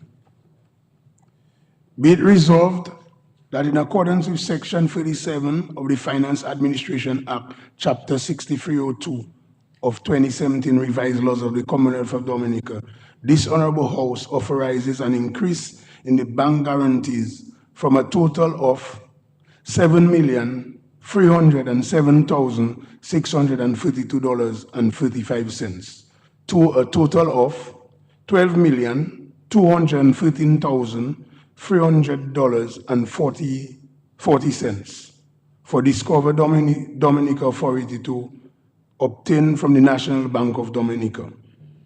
These bank guarantees are required to secure the existing and additional commitments made in the air service agreement between the Discover Dominica Authority and United Airlines for the provision of direct flights from New Jersey to Dominica.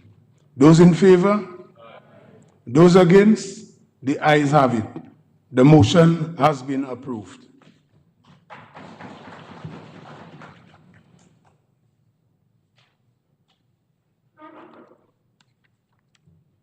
Mr. Speaker, I move the second reading of the bill shortly entitled Geothermal Resources Concession Validation Act 2025.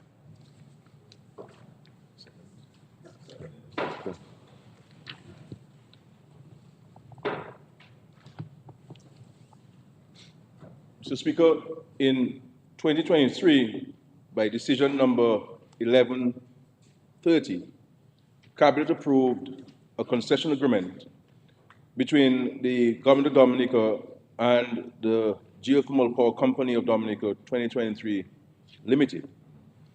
In keeping with the relevant provision of the Geothermal Resource Development Act, Chapter 8502, 2017 Revised Laws, under Schedule B, the Act made provisions for notices under the concession agreement to be published in the Official Gazette to include invitations for comment from the public to any application received. Dominica's Gazette serves as the official means of publishing decisions of the government, legal notices, and statutes. While a mandated Gazette announcement inadvertently went unpublished, and this omission has since raised concerns about the validity of the approved concessions, there have been continuous engagement with the community and stakeholders. A total of 8 consultations and community project update meetings were held in Loda, Trafalgar, Fockley, and Goodwill since the application of this concession. Discussions and visits to the project site are also ongoing with local residents and the small business community. The construction of the 10-megawatt geothermal power plant in Loda is at an advanced stage. All major components of the plant are on island. The major components of the system, including the turbines, generators, and heat exchange system, have been installed. We expect that this important power plant will be online in 2025. The validation statute is hereby tabled to mitigate legal risk associated with challenges to effective decisions and ensure continued confidence in project operations and other legal processes. This statute explicitly recognizes all related decisions as legally valid from their intended effective date. Mr. Speaker, thank you.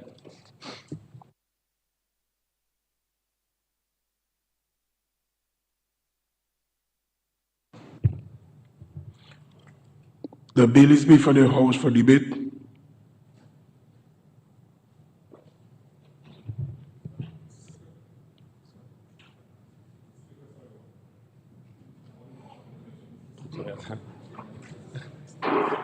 Yes, Honorable Blackmore, you are Yes, recognized. Mr. Speaker, I think the Honorable Prime Minister spoke a while ago and gave a historical perspective of every element of our development so far in this country. But I wanted to just add my voice to this measure before this Honorable House. And there's an old saying that goes that way. In order to experience crucifixion, you must go through it. But something wonderful emerges thereafter, as was manifested by Christ when he walked the earth. Resurrection. Oh, Mr. Speaker, every important project or policy instrument that this country has experienced has either been conceptualized, developed, implemented by a Dominica Labour Party or resurrected by a Dominica Labour Party. And why do I say that? No, it is not by accident that this measure here this morning is being presented before this Honorable House and to this nation and the world by extension by Prime Minister Ruth Scurry, who hails from Vickers, who also leads the Dominica Labour Party in a different era. But, Mr. Speaker, if I were to take you back to August 20th, 1974, something historic happened before the Honorable House. But the Premier then, Early Blanc, introduced this bill, which was enacted into law on the date it was referenced, the Geothermal Energy Act. The Honorable Prime Minister was 2 years old then. If I'm not his godfather, I'm older than him, but I think that was his age. He was 2 years old. And the objective therein was to have done the following. One, for the exploitation of geothermal energy, and two, for the setting up or establishment of a company. Today, it is amazing, absolutely amazing, that we are before this Honorable House to give effect, legal effect, to a concession that was entered between the geothermal company and the government of Dominica. Mr. Speaker, this is deep thinking, hard thinking, which requires, therefore, not only grit, but commitment to our national development. And a Labour Party who has been in office throughout that time and now to be enjoying the reign of office to act and work on behalf of the people of this country. And that is the context, Mr. Speaker, I believe in the political significance that has to be given to that. And Mr. Speaker, so today, and I want to take this opportunity because there are a number of people calling the radio station from overseas and believe, and everybody who has taken the decision to leave Dominica and to stay overseas, I welcome that and big up to them. But the notion that you have to be enticed to come back to your country to build a country, I have a beef with that. And today, this young man, Mr. Fred John, quietly has returned to his country and driving this project, Mr. Speaker. He is a great Dominican. And it means, therefore, Mr. Speaker, the Prime Minister does reference that these are the kind of people who are interested in the country. They come and they make the contribution, and you don't hear them, Mr. Speaker. And I want to commend you for that, Mr. Fred John.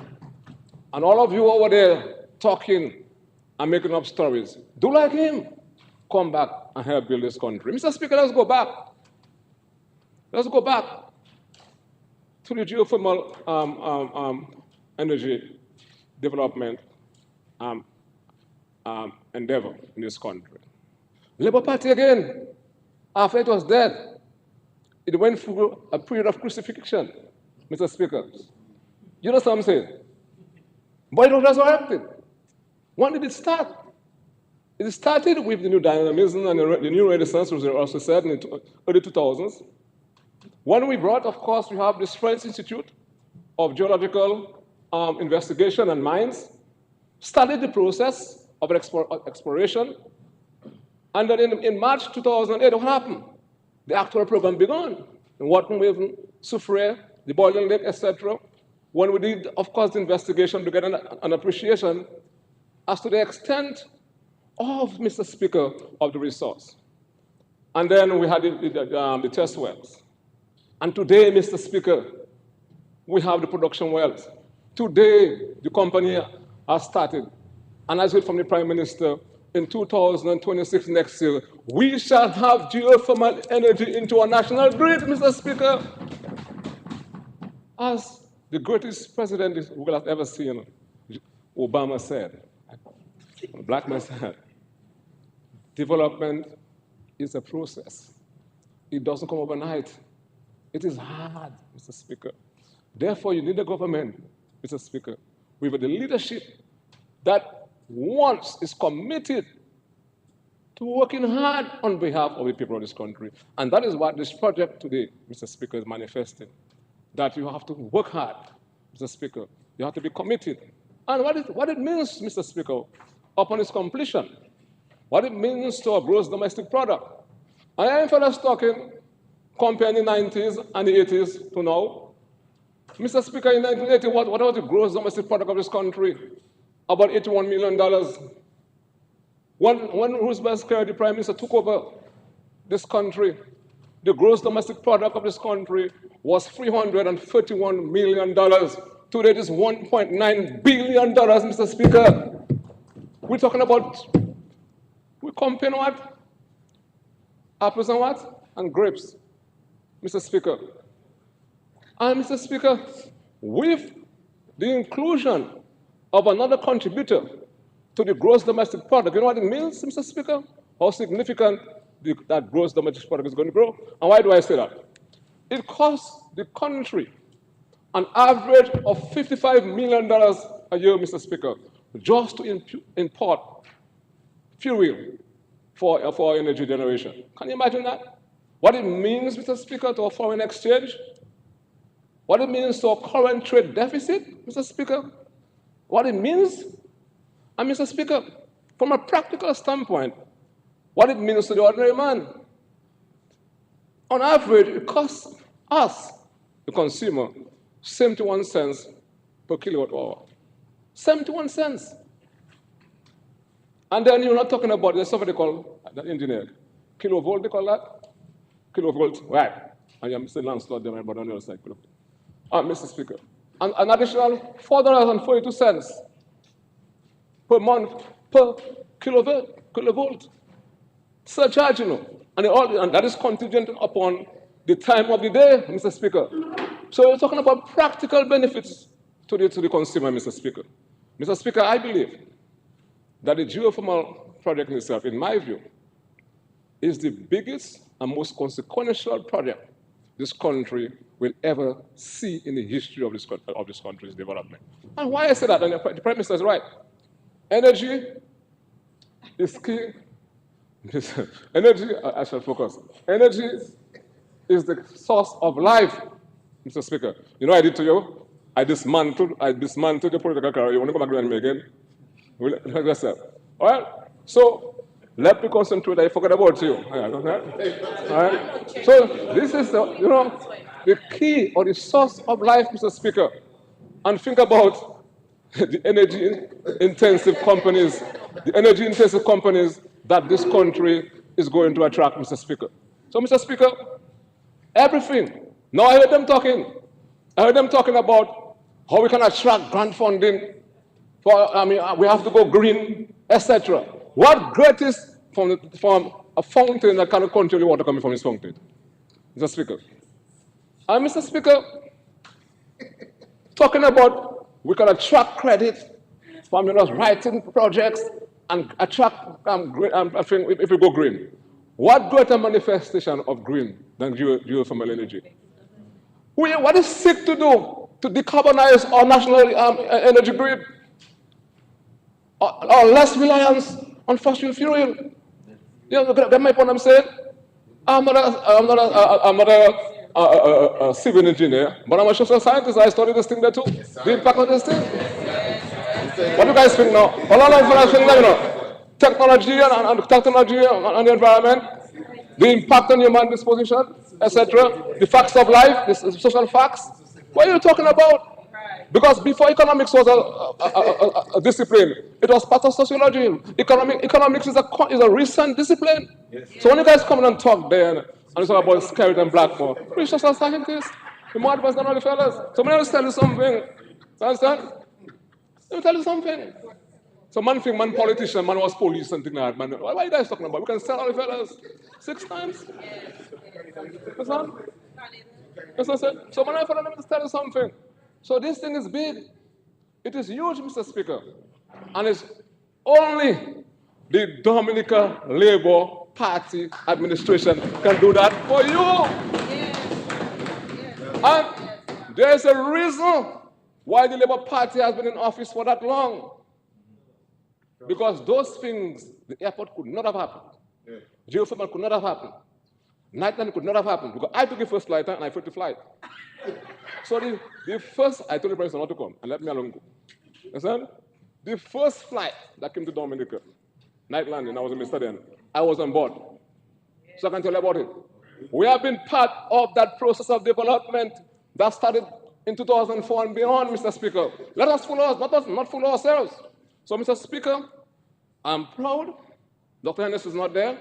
This is a guy who has worked hard, diligently, Mr. Speaker. I think, as my brother, because he and Mr. Scrutiny inspired me to get into politics. I don't know how he got into that thing there. But I think that should be named after him, the plant.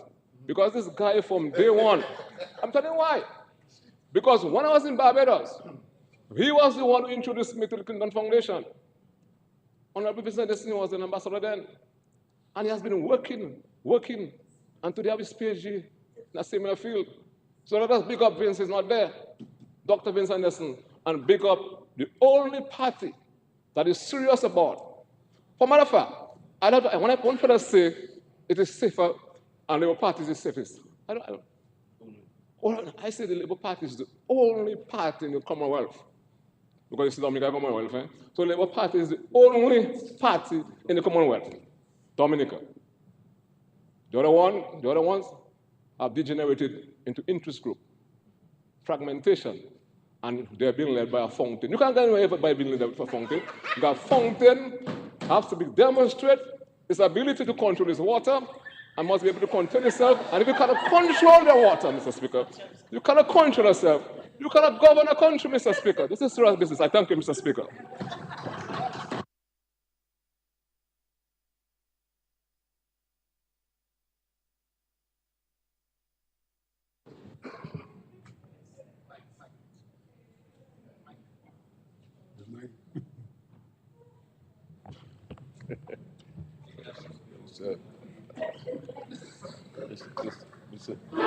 Mr. Speaker, we just witnessed a very spirited contribution from very passionate, very passionate, and articulating a historical, chronological context. Mr. Speaker, every time we bring a matter like this to the Parliament, it means that we're making progress, that things are moving from one step to the other. This is no different. This bill, though very simple and administrative in nature, but it's also a signal that we're making progress and that things are moving along very nicely. So we're very grateful for that. As I said, this is going to be a major, this is a major part of our economic strategy to create jobs, sustainable jobs in the economy, and to ensure that we can enhance our ability to attract investment, and those who are already invested can sustain the investments in our country so that they can invest the profits that they're making and create more jobs in the economy. This will also help with the protection of the environment, as the Minister for National Security indicated, reduce our carbon footprint, and also continue our contribution in leading the way in terms of environmental sustainability and the preservation and conservation of our environment. I want, before I close, I want to express our thanks to Honorable Dr. Vince Henderson, the Minister for Energy, for his leadership on this project over the years. I want to thank Mr. Fred John, who really is the anchor, the administrative and technical anchor of this project. And I have in the past referenced Mr. John's contribution as a Dominican, someone who lived in the diaspora, someone who has talent, and someone who was decided to sacrifice some wage earning and to come to make his contribution to Dominica. And as the Minister of National Security indicated, this is what we must do.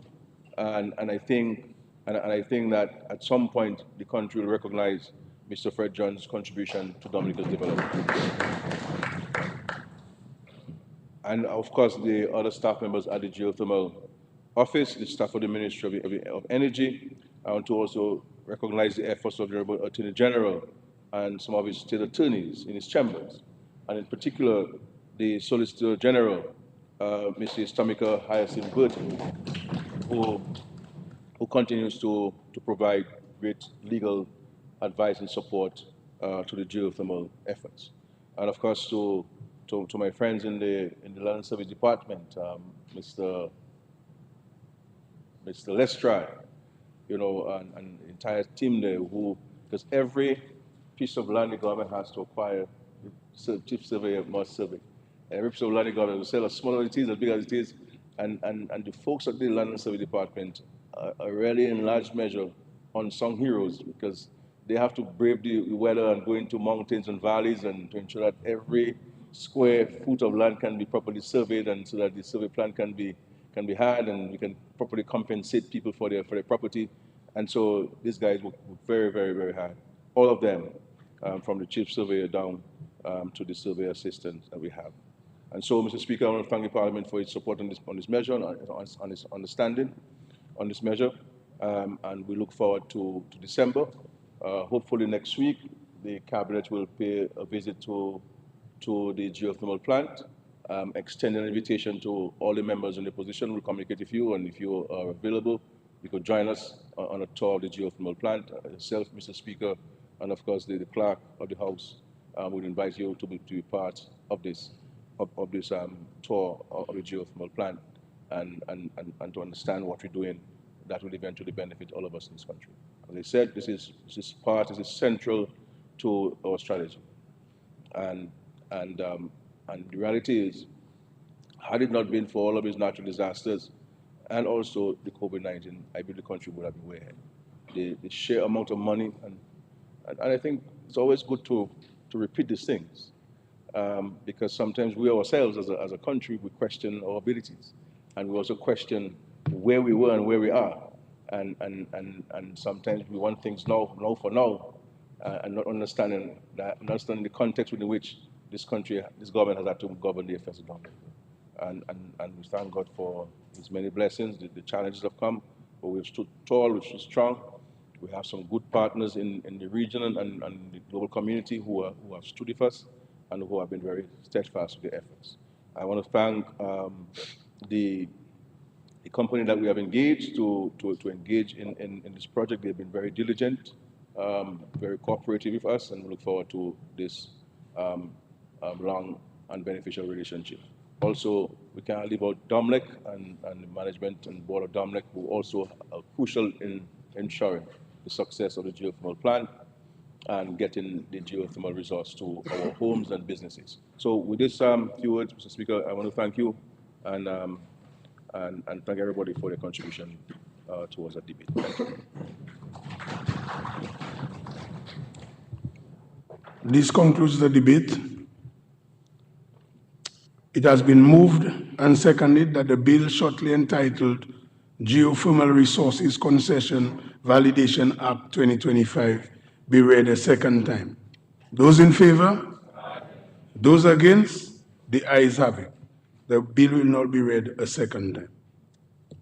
Geothermal Resources Concession Validation Act 2025.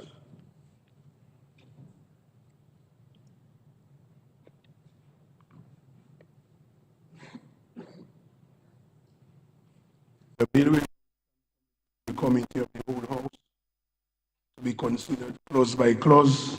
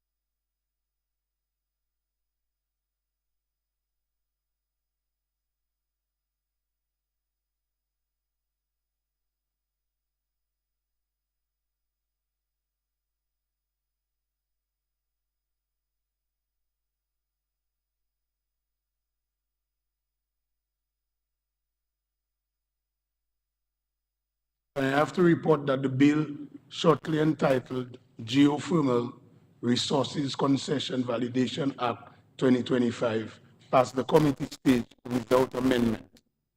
The question is that the report of the committee on the bill be adopted. Those in favor? Those against? The ayes have it.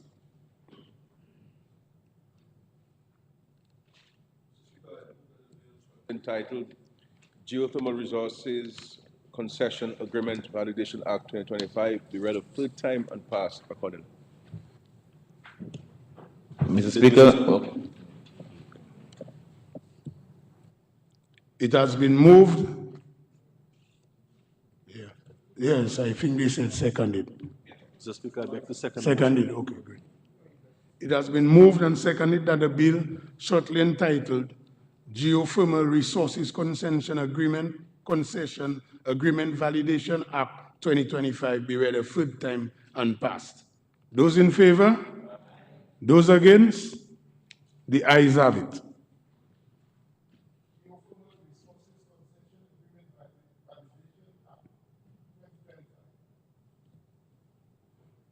The bill has been read a third time and passed accordingly.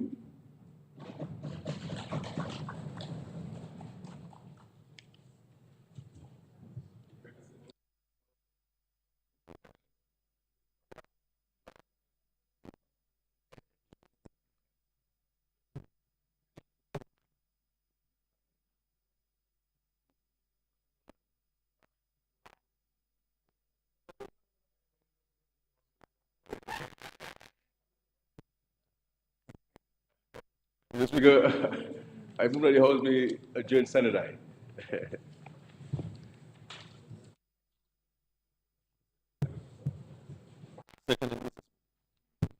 It has been moved and seconded that the House be adjourned sine die.